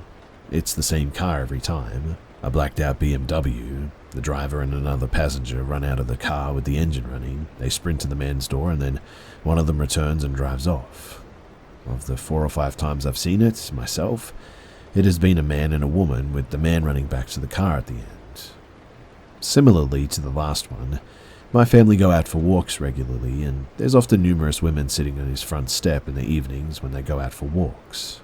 They don't speak much to each other, and if they do, it isn't in English. This led us to believe that they might be immigrants, but that's up for speculation. On numerous occasions, my next-door neighbours, an older woman in her mid-50s, who I'll call S, her daughter A, and A's boyfriend D, walk A's dog around the nearby streets. Usually the dog walkers are S or D, and one day a few months ago, D was walking their dog when they heard screams coming from the house. He immediately went back home and called the police. I'm not sure what happened afterwards, but on another day, not long after it, was S walking the dog late at night. As she went past the bloke's house, she saw an unmarked car and a police van outside of his house, almost in a barrier shape around his driveway. I also don't know much about this either, unfortunately, but there's allegedly been a duvet cover hanging out of the bathroom window with stains on it. One of my neighbours, who I'll call Fish and Chip Man, he owns a fish and chip shop, who is the bloke's next door neighbour, speculated that it could be one of two things: a drug farm or a torture chamber. Torture chamber seems a bit far-fetched to me, and I don't buy it personally, but drug farm sounds plausible to me, considering the trainer situation too. There was a time around a month ago where my parents were at a nearby guitar festival which I was performing at. They ran into a very drunk man who said that he lived adjacent to the bloke on the other street parallel to ours. My parents subtly sort of pressured this guy, who apparently had a whole number of stories himself. They were very similar to ours, but he's not affiliated with our street, so it's interesting to know that there's others around him who have noticed the same thing. But it's also very concerning to us for obvious reasons. Now, this is where I want to talk about yesterday's events. This is very hot too, so I'm prepared for half of this to be incorrect to some extent, but there's some things that we know for sure, some things are speculation, and hopefully we'll be able to tell what is what soon. So, I'll start with 2 nights ago. At around midnight, a woman started pounding on the man's door, screaming threats at him in the middle of the night. The man, presumably drunk, started shouting back through a window. Fish and Chip Man opened a window and shouted to the man to shut up because he's disrupting everything. The man shouted back to Fish and Chip Man something about rape allegations, which Fish and Chip Man responded to by saying that he was calling the police. For whatever reason, Fish and Chip Man never called the cops though. However, someone must have anyway, because at around 4 a.m. yesterday morning, he was arrested by the police. Why? I don't know. But his young kid was apparently being relocated to her grandparents or something. According to me, after 3 p.m. and my dad before that, from 4 a.m. to 8 p.m., there have been police vans parked in his driveway all day, at least 4 different officers on standby at all times, and both a marked and unmarked car have been stopped and staring all day. They've apparently been scanning and searching the house all day and only left in the late evening. I managed to watch the moment that the unmarked car arrived. 2 officers left it, took what looked to be an Asian woman in glasses out of the house and into the back seat of the car, and that car never came back. Apparently at about noon, my other next-door neighbour, P, went to the officers and nonchalantly started pushing them for information. My dad's the one who's been keeping such a close eye on this, and quite a bit of this information has come from him. So when he saw P go engage in some friendly conversation, he, of course, was right out there in an instant. Afterwards, P took my dad into her house and gave her side. And this is what P thinks she knows. Firstly, the man has already had a criminal record which we were unaware of. There's also a possibility that he's been in jail in the past. The second, more concerning and more likely to be the truth, is that the bloke's father was a major criminal and is also still incarcerated. The most common and most believed theory is that he's a pedophile and also a sex offender. But here's the final point and the most concerning to all of us. He might be out now, and I looked outside at about 11 o'clock last night and realized that his car is missing from his driveway. Before writing this, his car was in the driveway and all the lights in his house were completely off. And this could mean one of two things. One, the more likely solution is that he has been released, has returned and has driven off somewhere. I don't know where he could have gone, but given his track record, so to speak, it's probably not good. And two, he's still in the police station and they've taken the car away. I don't think that this is the case, however, as I feel like we would have heard a flatbed made its way down the quiet street at some point. In any case, if I find out anything more, then I'll definitely share it with you guys. As for me and my family, we're pretty freaked out by all of this, and we hope it's not some sort of a torture chamber like our neighbor theorizes.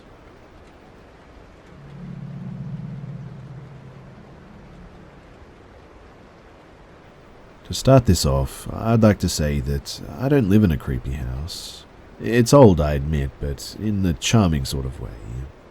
It doesn't feel negative when you walk in. It feels like home, really. Always just home.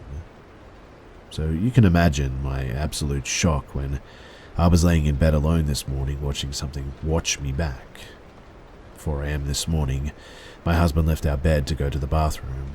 Our room is decent sized, but from where the bed sits, you can sort of see one of the 2 windows in the room, the other one being covered by blinds and the TV.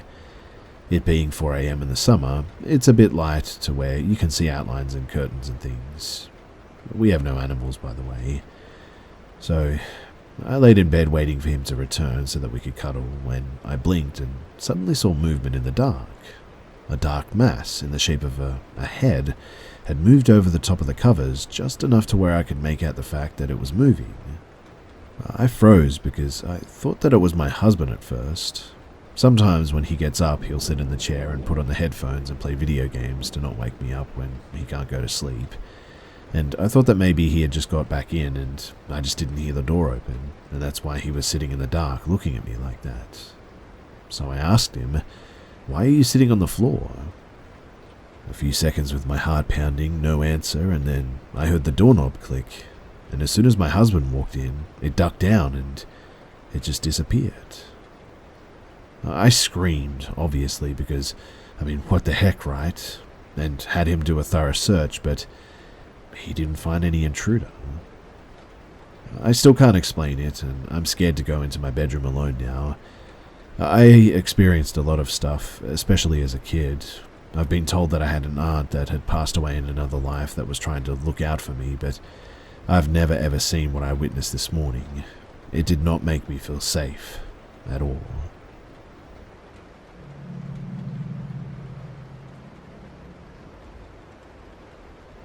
I've only ever spoken to a few close friends about this experience. When I was about 12 years old, me and my 2 younger brothers and my 2 younger cousins were playing outside at night. Our cousins came over to see us, and all of the adults were inside the home.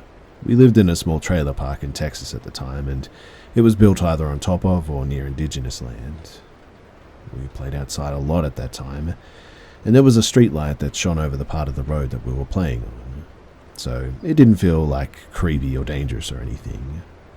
I looked down the road where a white house sat, and next to it was a garage, and next to that was the forest. And there was a lot of forest in this area, in fact. And I noticed something coming out of the forest. I thought it was a wolf for a brief moment, but then I felt my heart sink when I saw its distorted-looking, long, thin limbs, and the uncanny way that it moved brought tears to my eyes almost. It had a long head and a small mouth like a horse, tan in color, and it was extremely thin and had no tail. It was weird looking, and as soon as I saw it, I knew that something was wrong. I grabbed my cousins and told them to look where I was pointing and asked if they could see it too, or if I was crazy. They had a terrified look on their faces and said yes, and I looked over it where I saw the creature, and it got up and started walking on its two hind legs, and moved in such a weird way. It began to climb the garage with ease, and this thing had to have been around at least 8 to 10 feet tall while standing on its back legs. I then ordered everyone to run inside. I told the adults what we saw, and obviously they didn't believe us for whatever reason. I assumed that they thought that it was our imaginations. And anyways, I haven't seen these cousins since the encounter due to family issues. I've searched the internet many times trying to find a sighting or a report or an image that resembles this creature, to which I've really had no luck. So now I'm turning to here. If you've seen anything like this, then please let me know. If you know anything about what we saw that night, then please leave a comment below. Or if you've seen something like this, I would love to talk to you.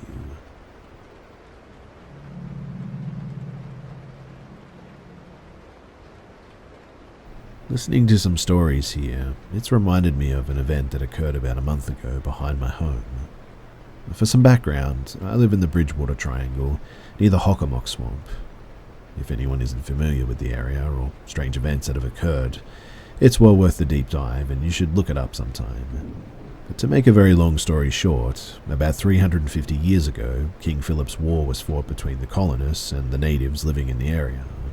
The conflict lasted 3 years from 1675 to 1678, killing nearly 5,000 natives and the colonists during that span as well. At the time, many of the deceased were buried in the neighbouring swamps and forests with unmarked graves, and over the years the area has been a hotbed for paranormal activity, such as apparitions, thunderbirds, Sasquatch and UFOs, just to name a few. Anyway, on to my story now. So, it was a typical cool summer night when I came home from the gym at around 11:40 p.m. on a weeknight.